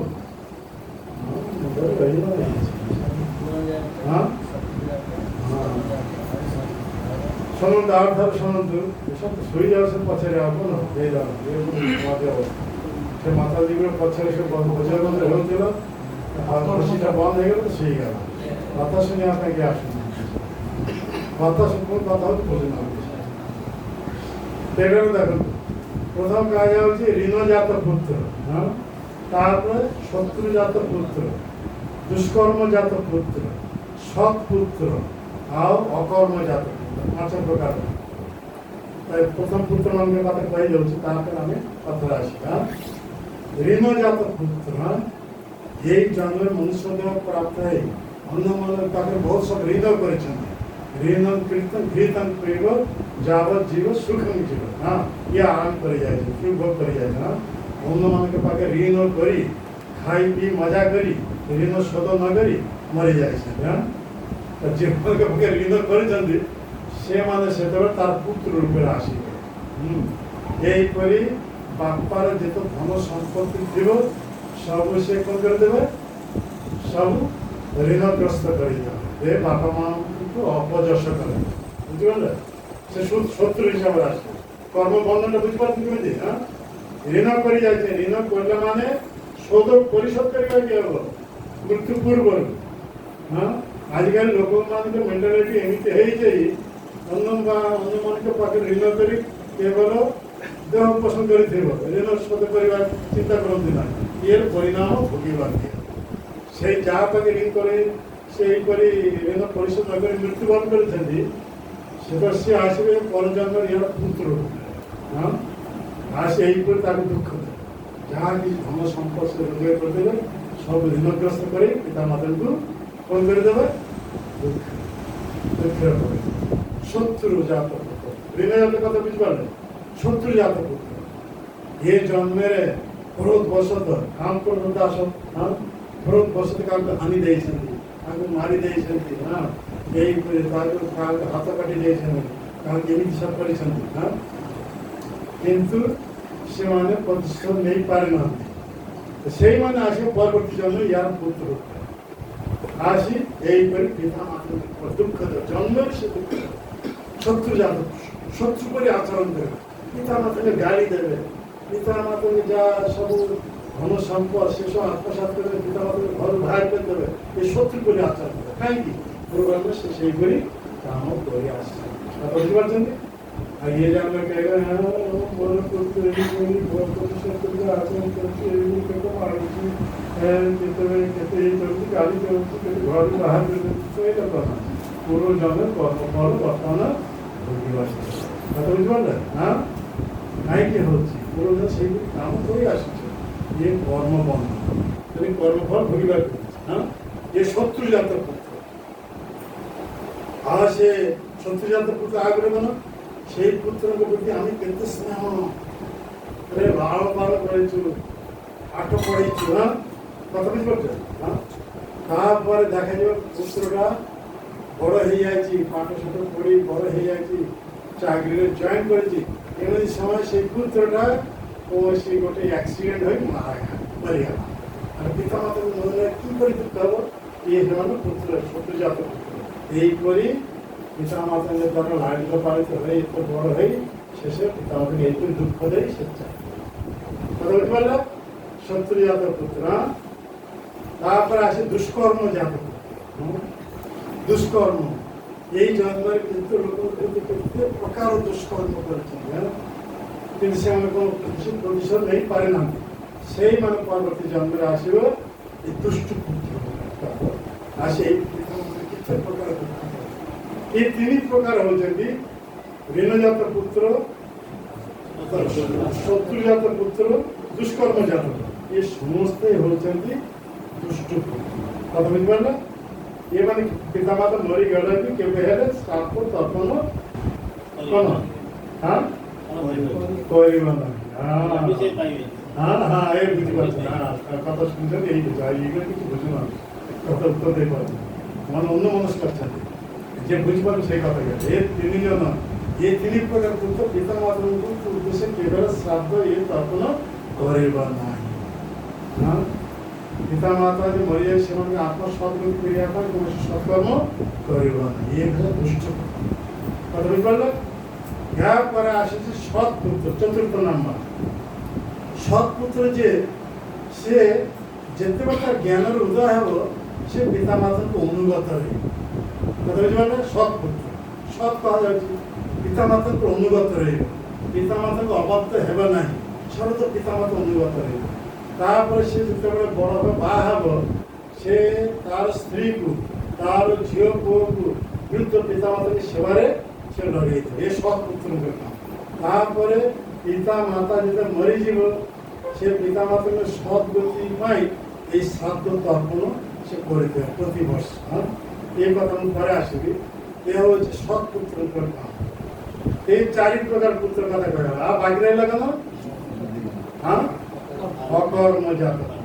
ଅକର୍ମଜାତ ପୁତ୍ର ମାନେ ଭକ୍ତ ପୁତ୍ର। କଥା ବୁଝିପାରିଲେ? ଯେଉଁ ମାନେ କେହି ଯଦି ଏଇପରି ଏକ ଭଗବତ ଭକ୍ତ ପୁତ୍ର ରୂପେ ଯେ ପ୍ରାପ୍ତ ହେବେ ତାହାର ଜୀବନ ସାର୍ଥକ।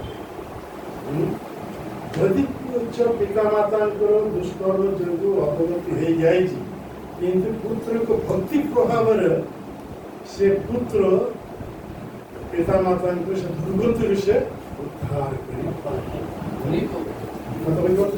ଆମେ ଏହା ପ୍ରତ୍ୟେକ ପ୍ରମାଣ ଦେଖିବା। ଭାଗବତ ଆମେ ପାଉଛୁ ପ୍ରହ୍ଲାଦ ମହାରାଜ ତାଙ୍କର ପିତା କେତେ ବଡ଼ ଅସୁର ଥିଲା। এই ପ୍ରହ୍ଲାଦକୁ ବଧ କରିବା ପାଇଁ କେତେ ପ୍ରକାର ପ୍ରୟାସ କରିଥିଲେ ନା କ'ଣ? କିନ୍ତୁ ଯେତେବେଳେ ତାଙ୍କର ଚାନ୍ସ ଦେଲେ ତୁ ଯେ କହୁଛୁ ତୋର ଭଗବାନ ସର୍ବତ୍ର ବିଦ୍ୟମାନ ଏ କ୍ଷମା ଭିତରେ ଅଛି କି? ପ୍ରହ୍ଲାଦ ସେ ଦେଖୁଥିଲା ମୋର ପ୍ରଭୁ ସର୍ବତ୍ର ବିଦ୍ୟମାନ କ୍ଷମା ଭିତରେ ଅଛନ୍ତି। ସେତେ ମୁଁ ତାର ଆଗରେ ଦିଶୁ ନଥିବା ସିଏ କହୁଛନ୍ତି ସେ ଭାବୁଥିଲେ ଗୋଟେ ମିଥ୍ୟା କଥା କହୁଛୁ ନା କ'ଣ ମିଛ କଥା କହୁଛୁ। କିନ୍ତୁ ୟାର କଥା ଜଗତ ପଚାରିଦେବି ଇଏ ମିଥ୍ୟାବାଦୀ। ସେଥିଲାଗି ସେ ମୁଷ୍ଟାର ଖମର ମୁଷ୍ଟାଘାତ ଯେତେ କଲେ ଭଗବାନ ପ୍ରହ୍ଲାଦଙ୍କ କଥା ରକ୍ଷା କରିବା ସତ୍ୟଂ ବିଧାତ ନିଜ ବିତ୍ତ ଭାଷିତ ନିଜର ଭକ୍ତର ଭୃତ୍ୟର ବଚନ ରକ୍ଷା କରିବା ପାଇଁ ସେତେବେଳେ ସେ ନଥିଲା ଭଗବାନ ସେ ଖମ୍ବ ଭିତରେ କିନ୍ତୁ ସେ ଭକ୍ତଙ୍କର କଥା ରକ୍ଷା କରିବା ପାଇଁ ଖମ୍ବା ରୂପ ହେଇ ଆସେ ନରସିଂହ ରୂପ ଧାରଣ କରି ଆସି ହିରଣ୍ୟକଶ୍ୟପକୁ ବନ୍ଦ କରି ପ୍ରହ୍ଲାଦକୁ ରକ୍ଷା କଲେ। ଆଉ ପ୍ରହ୍ଲାଦ ଯେତେବେଳେ ତାଙ୍କ ସ୍ତୁତି କଲେ ପ୍ରହ୍ଲାଦ ପ୍ରସନ୍ନ ହେଇଗଲା। ସେଟା ଭଗବାନ ବର ଦେବା ପାଇଁ ଚାହିଁଲେ। ଦେଖନ୍ତୁ ଭକ୍ତ ପୁତ୍ରଙ୍କର କଥା କୁହାଯାଉଛି ଧ୍ୟାନଟା ଠିକ୍ ଥିବ। କାହା କଥା କୁହାଯାଉଛି ଭକ୍ତ ପୁତ୍ର ଯେଉଁ ଭକ୍ତଙ୍କୁ ମାରିବା ପାଇଁ ତାଙ୍କର ପିତା କେତେ ବ୍ୟବସ୍ଥା କରିଥିଲେ। ଆଉ ସେଇ ଭକ୍ତଙ୍କୁ ଭଗବାନ ପଚାରୁଛନ୍ତି ଯେ ବସ ତୁମେ ବର ପ୍ରାର୍ଥନା କର। ଇଏ ସେ ତ ହାତ ଯୋଡ଼ିକି କହୁଛନ୍ତି ପ୍ରଭୁ ମୋ ପ୍ରତି ଯଦି ପ୍ରଶ୍ନ ହେଇ ବର ଦେବା ପାଇଁ ଚାହୁଁଛନ୍ତି ମୋର ପିତା ତ ଅସୁର ସେ କେତେ ପ୍ରକାର ଅତ୍ୟାଚାର କରୁଥିଲେ ତେଣୁ ଅତ୍ୟାଚାର କଲେ ବି ସେ ମୋର ପିତା ତେଣୁ ମୋର ପିତା କେମିତି ଉଦ୍ଧାର ହେବେ ସେଇ ବର ପ୍ରଦାନ। ଦେଖନ୍ତୁ ଭକ୍ତ ପୁତ୍ର କିପରି ଆଚରଣ ଦେଖ ଯେଉଁ ପିତା ତାଙ୍କୁ ମାରିବା ପାଇଁ କେତେ ପ୍ରକାର ପ୍ରୟାସ କରିଥିଲେ ଆଉ ଭଗବାନ ଯେତେବେଳେ ତାଙ୍କ ପ୍ରଶ୍ନ ବର ଦେବା ପାଇଁ ଚାହୁଁଛନ୍ତି ସେ ପୁତ୍ର ରୂପରେ ତାଙ୍କ ପିତାଙ୍କୁ ଉଦ୍ଧାର ପାଇଁ ଭଗବାନ ପାଖରେ ସେ ପ୍ରାର୍ଥନା କରୁଛି। କଥା ବୁଝିପାରିଲେ? ଭକ୍ତଙ୍କର ଭକ୍ତ ହେଲେ କିପରି ତାର ବହୁତ ଗୁଣ ସବୁ ପ୍ରକଟିତ ହେଇଯାଏ। ଯେଉଁ ପିତା ତାଙ୍କୁ ମାରିବା ପାଇଁ ପ୍ରୟାସ କଲେ ଯାଙ୍କ ଲାଗି ଏ ଭଗବାନ ପ୍ରକଟ ହେଲେ ଆଉ ସେଇ ଭଗବାନ ପାଖରେ ସେ ପ୍ରାର୍ଥନା କରିଛି ମୋର ପିତାଙ୍କୁ କେମିତି ସଦ୍ଗତି ବୁଝିପାରୁଛନ୍ତି? ଏହାକୁ ଅକର୍ମଜାତ ପୁତ୍ର କୁହାଯାଏ। ଏଇ ପୁତ୍ର ମାନେ ହିରଣ୍ୟକଶ୍ୟପ ତାର ଦୁଷ୍କର୍ମ ଯୋଗୁଁ ଦୁର୍ଗତି ହେଇଥାନ୍ତା କିନ୍ତୁ ଭକ୍ତଙ୍କର ପ୍ରାର୍ଥନା ପ୍ରହ୍ଲାଦଙ୍କର ପ୍ରାର୍ଥନା ପୁତ୍ର ହିସାବରେ ପ୍ରହ୍ଲାଦଙ୍କ ପ୍ରାର୍ଥନାରେ ତାଙ୍କର ଉଚ୍ଚ ଗତି ହେଇଗଲା। କଥା ବୁଝିପାରିଲେ? ଏହା ହେଉଛି ଭକ୍ତ ପୁତ୍ର। ଏଇ କଥା ଆମେ କହୁନା ବର୍ତ୍ତମାନ ଆମେ କହୁଛୁ କ'ଣ ଯେ ସତ୍ କର୍ମଜାତ ପୁତ୍ର ସେ କ'ଣ କରିବେ ନା ଏଇ ଯେ ପିତା ମାତା ମରିଯାଇଛନ୍ତି ଦୁଷ୍କର୍ମ କରିବା ଯୋଗୁଁ ପରିଣାମ ସ୍ୱରୂପ ସେ ବର୍ତ୍ତମାନ 14 ଦିନ ଏ 14 ଦିନ କୁହାଯାଉଛି ଯେଉଁଦିନ ଦେହ ତ୍ୟାଗ କରି ସେଇ ଦିନରୁ 14 ଦିନ ପର୍ଯ୍ୟନ୍ତ ପ୍ରେତ ହିସାବରେ ଏଠାରେ ସେ ବୁଲୁଛନ୍ତି। ପୁତ୍ରର କର୍ତ୍ତବ୍ୟ ହେଉଛି କ'ଣ ସେଇ ପିତା ମାତାଙ୍କର ମଙ୍ଗଳାର୍ଥେ କ'ଣ କରିବେ ସେଠାରୁ ଭକ୍ତମାନଙ୍କ ଡକେଇକିରି ଭଗବାନଙ୍କ କଥାର ଆୟୋଜନ କରିବେ। କଥା ବୁଝିପାରିଲେ? ବ୍ରାହ୍ମଣ ବୈଷ୍ଣବମାନଙ୍କୁ ଏହିପରି ଭଗବାନ ନିବେଦିତ ପ୍ରସାଦ ଦେବେ ସେତେବେଳେ ସେ ପିତାମାତା ଦିକୁ ଅତ୍ୟନ୍ତ ପ୍ରସନ୍ନ ହେବେ। ପ୍ରେତ ରୂପେ ବୁଲୁଛନ୍ତି ନା ଇଆଡ଼େ କଥା ବୁଝିବ 14 ଦିନ କାଳ ସେଟା ଦେଖୁଛନ୍ତି ପୁତ୍ରମାନେ କ'ଣ କରିଛନ୍ତି ଆତ୍ମୀୟ ବନ୍ଧୁମାନେ କିଏ କ'ଣ କରିଛନ୍ତି ଦେଖୁଛନ୍ତି। ଯେ ପ୍ରକୃତ ପୁତ୍ର ହେବେ ତାର ପତ୍ରରେ ସେଇପରି କ'ଣ କରିବେ ନା ବ୍ରାହ୍ମଣ ବୈଷ୍ଣବମାନଙ୍କୁ ଡକେଇକିରି ଆଣି ଏହିପରି ଭଗବତ କଥାର ଆୟୋଜନ କରିବେ ଭଗବାନଙ୍କ ନାମ କୀର୍ତ୍ତନ କରିବେ এই কর্ম করাইবা যোগু তার যে দুর্গতি রয়েছে সে দুর্গতিরে সে কথা বললো এখানে 14 দিন যেতে সরি যাচ্ছি উনি যমদূত মানে তুমি আসি কথা বুঝতে পারলে আসি আগে নিয়ে এইটুকু সেই যমরাজের দরবার পর্যন্ত 99,000 যোজন এই রাস্তা ঘোষারি ঘোষারি বুঝতে পারলে কেতে 19,000 যোজন রাস্তা উত্তপ্ত এইসব ভাগবত উল্লেখ করেছে না ভাগবত গৌরব পুরাণ এইসব উল্লেখ করেছে উত্তপ্ত রাস্তা এখানে পানি পিবার নাই কোনো রাস্তার সাইডের কোনো সে ইয়ে নাই কোনো কহা যায় বিশ্রাম না পায় বিশ্রামাগার নাই রাস্তার সাইডে কৌশি গছ নাই কিছু নাই উত্তপ্ত এই বালুরাশি ঘোষারি ঘোষারি নেই যাবে তারপর নেই করে রাখবে সেই এইটু 19,000 যোজন তড়কু এই গর্ভ সমুদ্রের উপর গর্ভ সমুদ্র বুঝতে গর্ভ সমুদ্র এই পৃথিবী সেই পৃথিবীর তলে গর্ভ সমুদ্রের উপরে গোটে লোক রয়েছে তার পরে পিতৃলোক কথা বুঝতে পারলে সেই পিতৃলোকের সেইটার উপস্থিত করে সেটা হচ্ছে ওয়েটিং রুম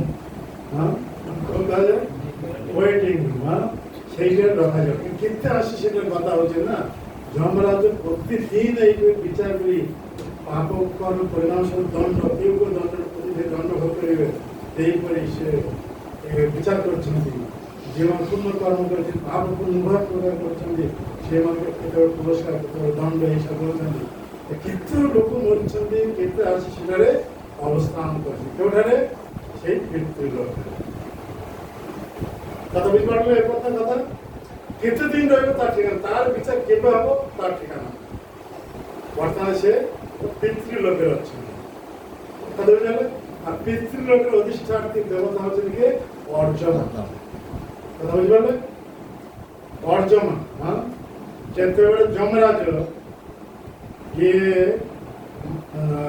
ଅନୁମାନୁକ ଋଷିଙ୍କ ଅଭିଶାପରେ ଦାସୀ ପୁତ୍ର ରୂପ ଆସିଲା ବିଦୁର ସେତେବେଳେ ଯମରାଜ ପଦେ 100 ବର୍ଷ ଖାଲି ଥିଲା ସେ ପୋଷ୍ଟ କିଏ ନେଇଥିଲେ ଅର୍ଜମା ସେଇ ପୋଷ୍ଟ ଯମରାଜ ପଦରେ ଅଛି କଥା ବୁଝିପାରିଲେ ତାପରେ ବିଦୁର ଯେତେବେଳେ 100 ବର୍ଷ ପୂର୍ଣ୍ଣ ହେଇଗଲା ତାପରେ ସେ ଯମରାଜ ରୂପରେ ଫେରିଗଲେ ଅର୍ଜମା ବର୍ତ୍ତମାନ ପିତୃଲୋକରେ ଯେଉଁ ପୋଷ୍ଟ ଥିଲେ সেই পিতৃলোকের সে আছে সে যমরাজের বাহন হচ্ছে কোন কাউ কাউ কথা বল এই যমরাজ এই অর্জমানের বাহন হচ্ছে কোন কাউ কথা বুঝল ইয়ে পিতৃ শ্রাদ্ধ কর্মকাণ্ড অনুসারে ইয়ে যদি পিতৃ শ্রাদ্ধ করিব প্রতি ବର୍ଷ କରିବା উচিত କାହିଁକି ନା ସେମାନେ ପିତୃଲୋକ କୌଣସି ଖିଆପିଆ ବ୍ୟବସ୍ଥା ନାହିଁ ସେଇଟାରେ ଯେଉଁମାନଙ୍କ ପିତାମାତା ମରି ସେଠାରେ ଅଛନ୍ତି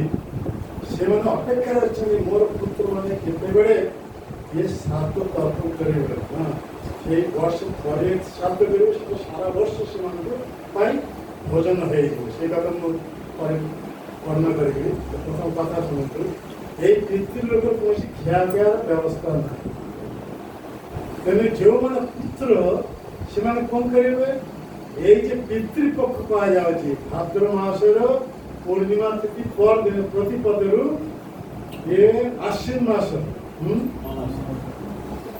আশ্বিন মাসে আসছে তারপরে পূর্ণিমা পরে আশ্বিন মাস আসিব আশ্বিন মাসে সে অমাবস্যা পর্যন্ত মহালয়া পর্যন্ত ইয়াকে কয়ে পিতৃপক্ষ বা কৃষ্ণপক্ষ বা শ্রাদ্ধ পক্ষ এই সময়ের কেন্দ্রিক পিতৃপুরুষଙ୍କ উদ্দেশ্যে শ্রাদ্ধ তর্পণ করিবে আর সে কোন করিবে না এই শ্রাদ্ধর যে নৈবেদ্য যে কাউ মানুষ খাইবাকে দেব সে কাউ ମାନଙ୍କ ମଧ୍ୟରୁ ଅର୍ଜମା ସେ ପ୍ରାପ୍ତ ହେବ ଅର୍ଜମା ଯେତେ ପ୍ରାପ୍ତ ହେଇଯିବ ସେତେବେଳେ ସେ ପିତୃଲୋକରେ ଯେତେ ସବୁ ତା ପିତାମାତା ସବୁ ଅଛନ୍ତି ପୂର୍ବପୁରୁଷ ମାନେ ଅଛନ୍ତି ଯେଉଁମାନେ ମୁଁ ଏ ମଧ୍ୟ ସେଠି ବିଚାର ଖାଇ ନାହିଁ ସେମାନେ ଅଛନ୍ତି ସେମାନଙ୍କୁ ସବୁ ଭୋଜନ ମିଳିଯିବ ବର୍ଷ କଥା ବୁଝିପାରିଲେ କଥା ये प्रथम पॉइंट।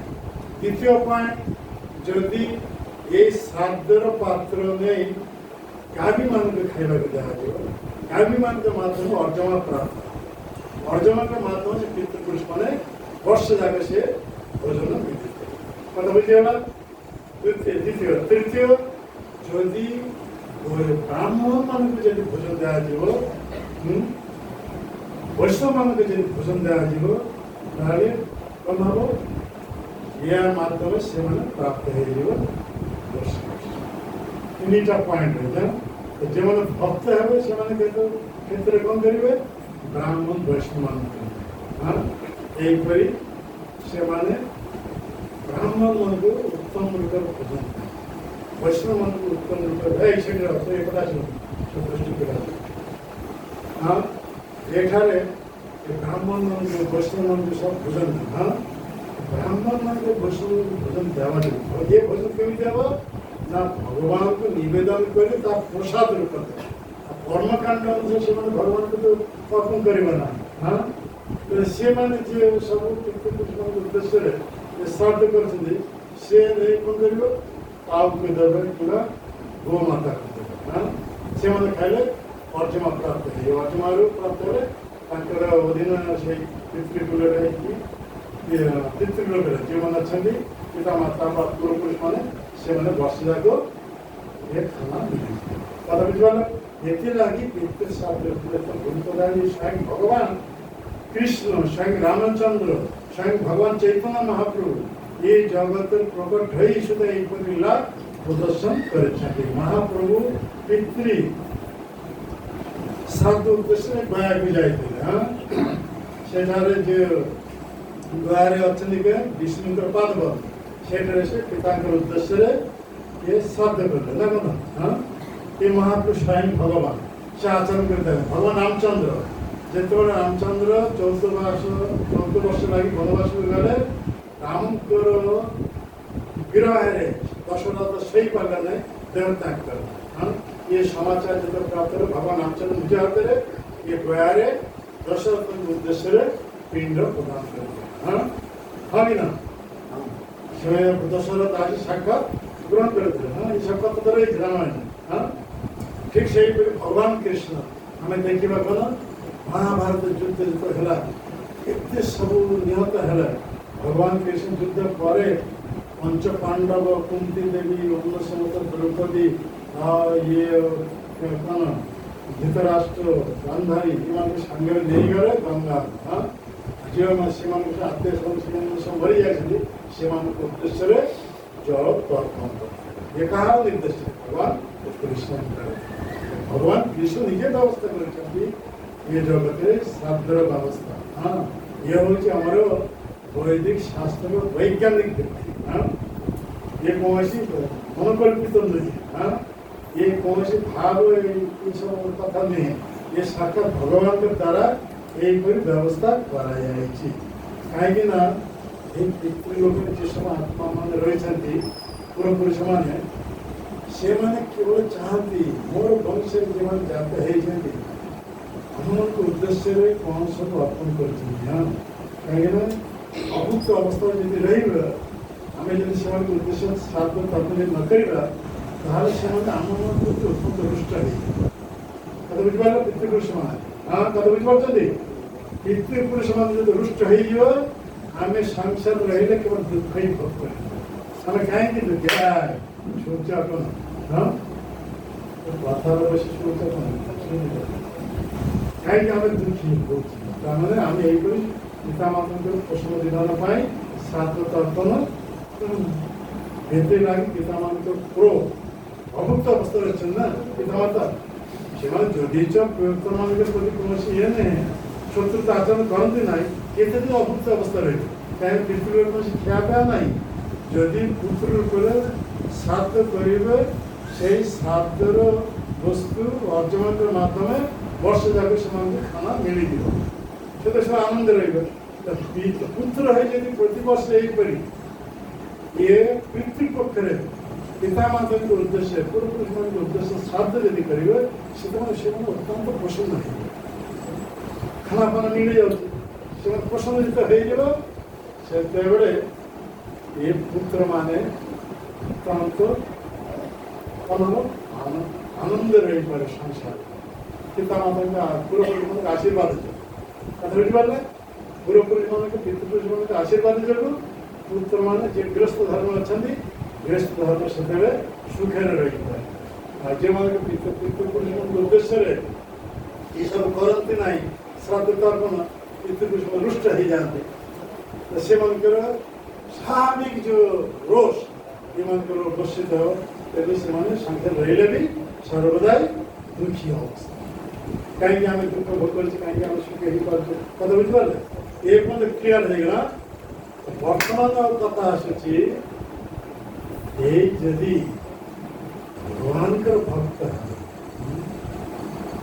ଭଗବାନଙ୍କ ଭକ୍ତ ଯଦି ହେବେ ସେ କ'ଣ କରିବେ ସେହି ପନ୍ଥାରେ ଆଉ ଶ୍ରାଦ୍ଧ ତର୍ପଣ କରିବେ ନାହିଁ ସେ କ'ଣ କରିବେ ଯେମିତି ଆମେ ଦେଖୁଛୁ ଅଦ୍ୱୈତ ଆଚାର୍ଯ୍ୟଙ୍କ ନାଁ ଶୁଣିଛନ୍ତି ମହାପ୍ରଭୁ ଲୀଳା ଯିଏ ହେଉଛନ୍ତି ମହାବିଷ୍ଣୁଙ୍କର ଅବତାର ଅଦ୍ୱୈତ ଆଚାର୍ଯ୍ୟ ପ୍ରତିବର୍ଷ ତାଙ୍କ ପିତାମାତାଙ୍କ ଉଦ୍ଦେଶ୍ୟରେ ଏ ଶ୍ରାଦ୍ଧ ଆୟୋଜନ କରନ୍ତି ଆଉ ସେଇ ଶ୍ରାଦ୍ଧର ପାତ୍ର ପ୍ରଥମେ କାହାକୁ ସେ ଦାନ କରିଛନ୍ତି ଏକ ମହାନ ବୈଷ୍ଣବ ହରିଦାସ ଠାକୁର ହରିଦାସ ଠାକୁର ମୃକ୍ଷ ଘରରେ ଜାତ କିନ୍ତୁ ସେଇ ଶାନ୍ତିପୁରରେ ଯେତେ ସବୁ ବର୍ଣ୍ଣଶ୍ରେଷ୍ଠ ବ୍ରାହ୍ମଣ ମାନେ ଥିଲେ ଚତୁର୍ବେଦୀ ଦ୍ୱିବେଦୀ ତ୍ରିବେଦୀ ଏସବୁ ଟାଇଟଲ ଧରି ବଡ଼ ବଡ଼ ସବୁ ବୈଷ୍ଣବ ଇଏ ଥିଲେ ବ୍ରାହ୍ମଣ ମାନେ ସେମାନଙ୍କୁ ଦେଲେ ନାହିଁ ଶ୍ରାଦ୍ଧ ପାତ୍ର କାହାକୁ ଦେଉଛନ୍ତି ହରିଦାସ ଠାକୁର କାହିଁକି ନା ହରିଦାସ ଠାକୁରଙ୍କୁ ଭଳି ଏକ ବୈଷ୍ଣବ ପ୍ରଥମେ ଯଦି ଶ୍ରାଦ୍ଧ ପାତ୍ର ଅର୍ପଣ କରାଯିବ ସେ ଯଦି ପ୍ରଥମେ ଇଏ ଭୋଜନ କରିବେ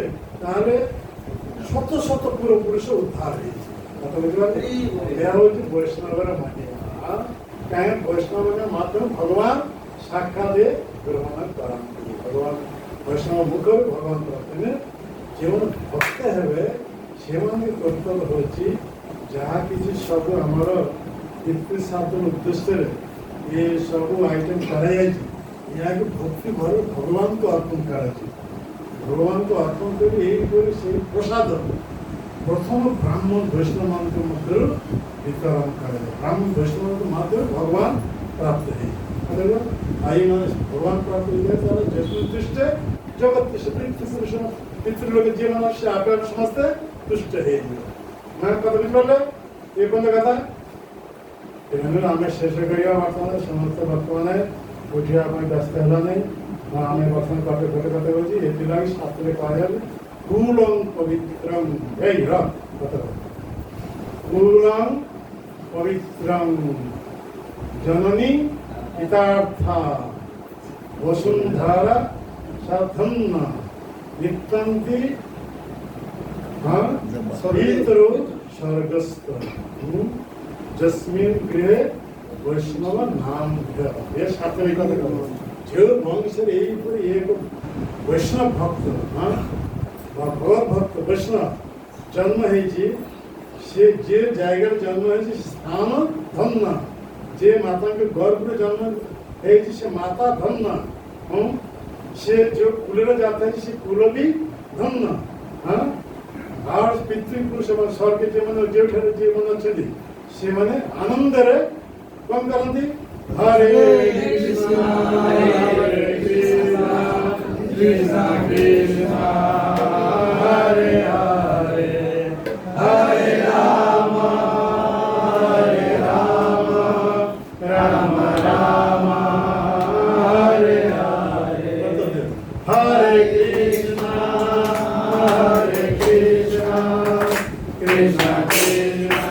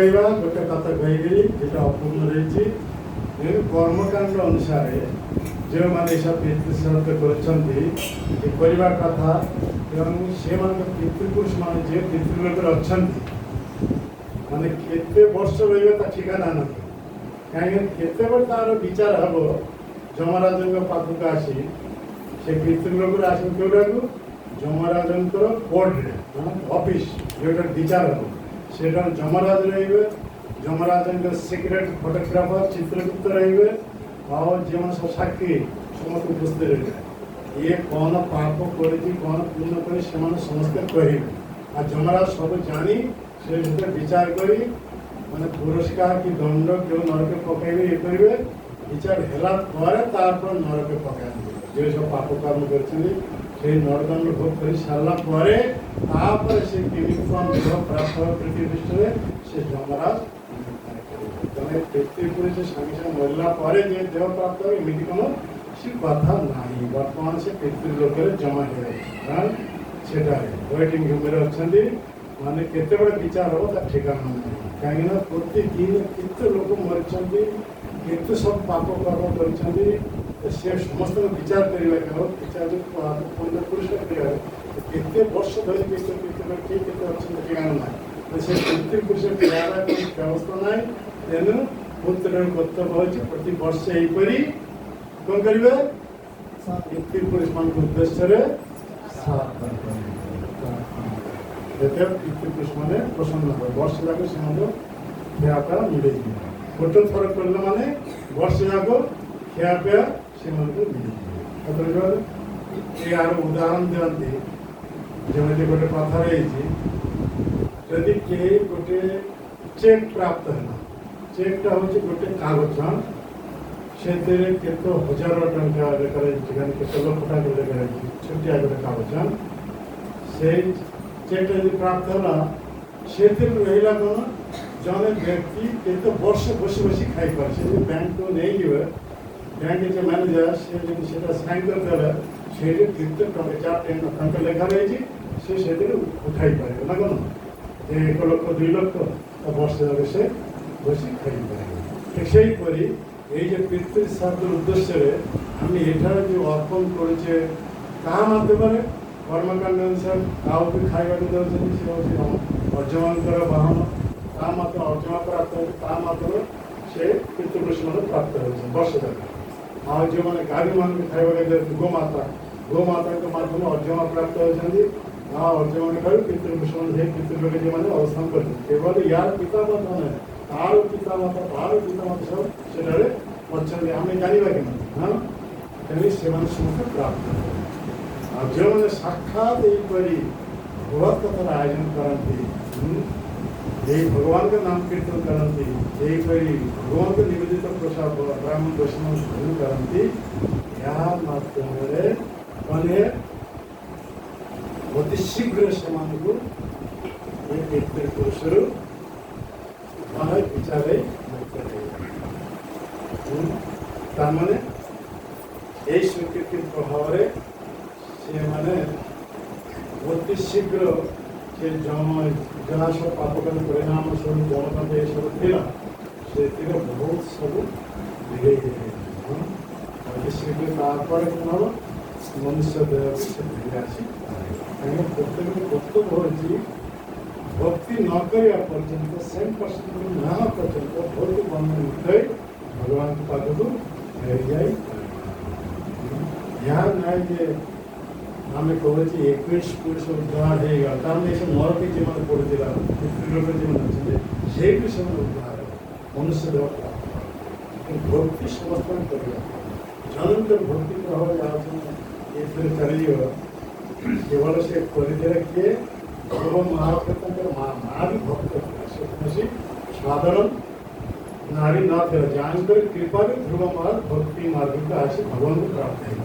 ସେ ବି କମ୍ ନେଇ ତାଙ୍କର ମାତା ସୁନୀତି ହଁ ସୁନୀତି ସେ ସେମିତି ଭକ୍ତି ମାର୍ଗ ଏହିପରି ଯେଉଁମାନେ ନିଜ ପୁତ୍ରମାନଙ୍କୁ ଏହିପରି ଭଗବତୀ ଶିକ୍ଷା ଦିଅନ୍ତି ଭକ୍ତିର ସେ ଭକ୍ତ ପୁତ୍ର ଭକ୍ତି ପ୍ରଭାବରେ ମାତାଙ୍କର ଯଦି ଟିକେ କିଛି କମ୍ ଥିବ ସେଟା ପୂର୍ଣ୍ଣ ଜ୍ଞାନ ଯେମାନେ ଏସବୁ ନରକେ ଏସବୁ ତାରେ ପ୍ରବର୍ତ୍ତନ ସେମାନେ ଈଶ୍ୱର ପ୍ରାପ୍ତରେ ଭକ୍ତି କରିବେ ଏହାକୁ ଉଦ୍ଧାର କରିବେ।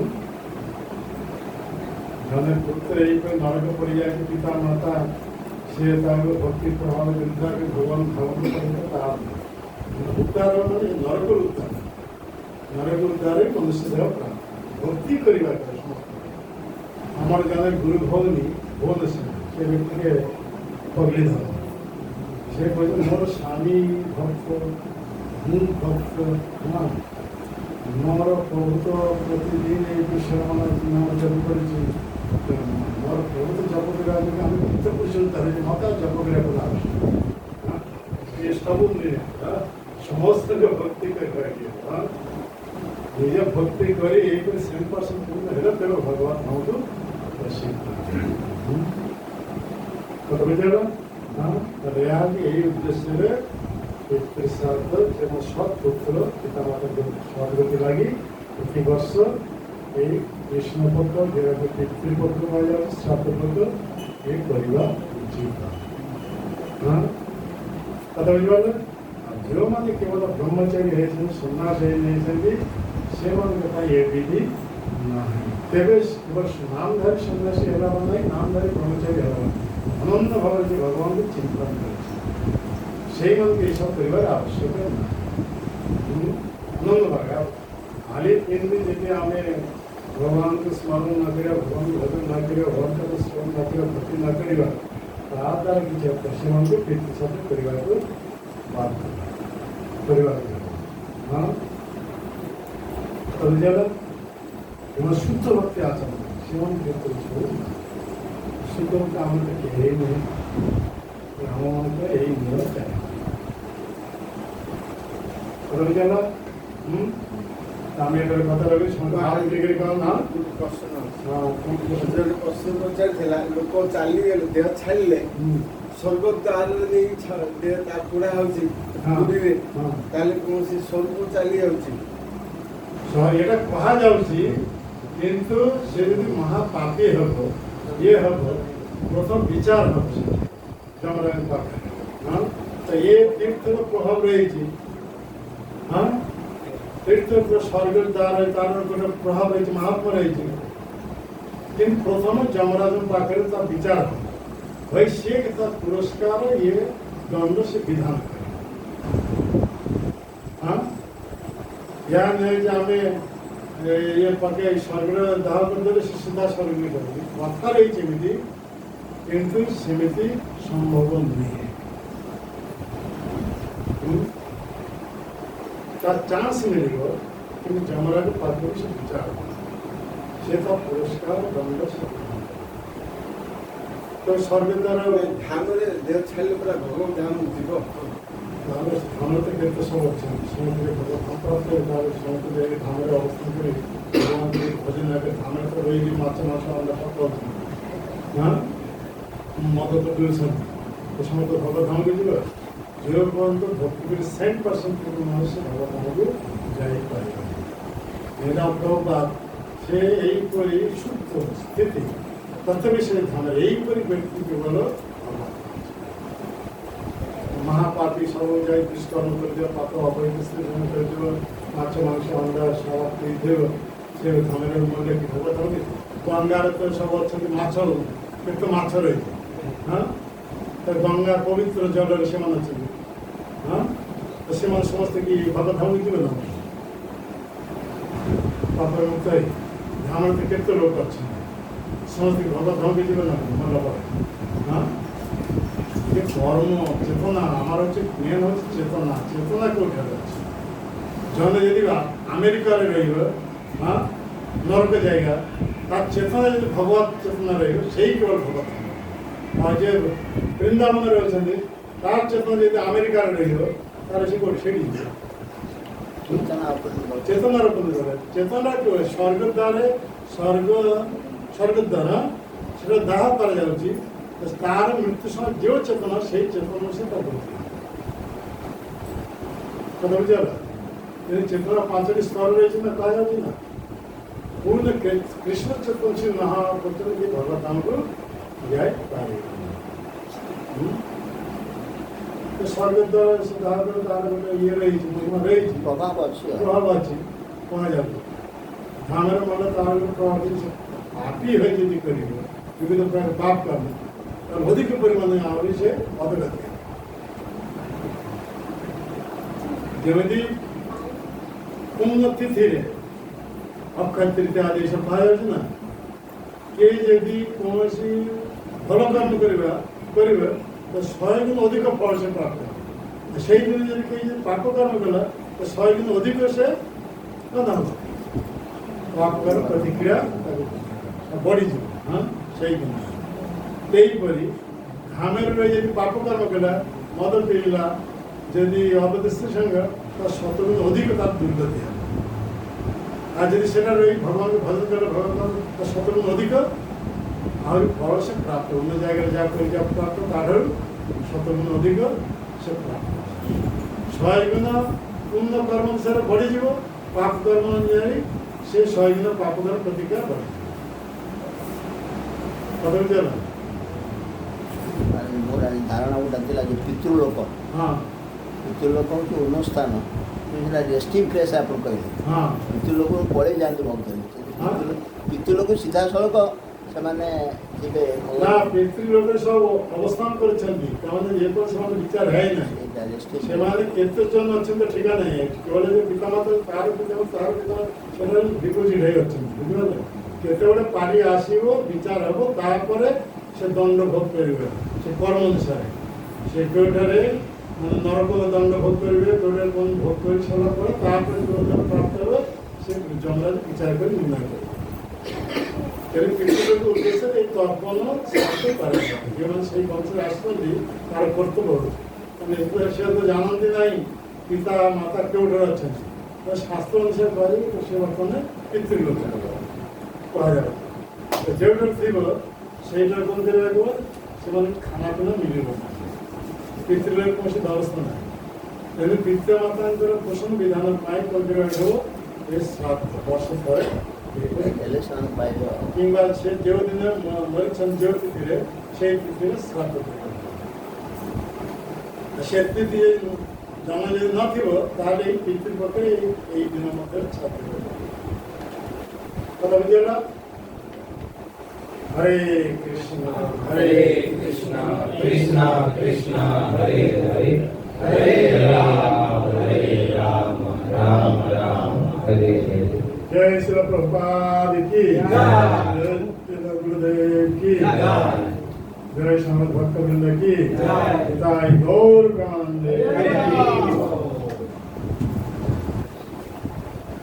अच्छा আমার বই কেতে আসিছি এই বইগুলো আমার গুরুদেব তারপর अंग्रेजी বই ওড়িয়ারে অনুবাদ করেছে, बहुत সুন্দর বই সব পড়ন্তু। ये कृष्णकर वृंदावन लीला, मथुरा लीला, द्वारिका लीला, ये कृष्णकर विरह राधा रानी की पूरी अवस्था ହେଇଥିଲା সেই ভাবনায় কৃষ্ণ আসলে চৈতন্য মহাপ্রভু बहुत সুন্দর কথা।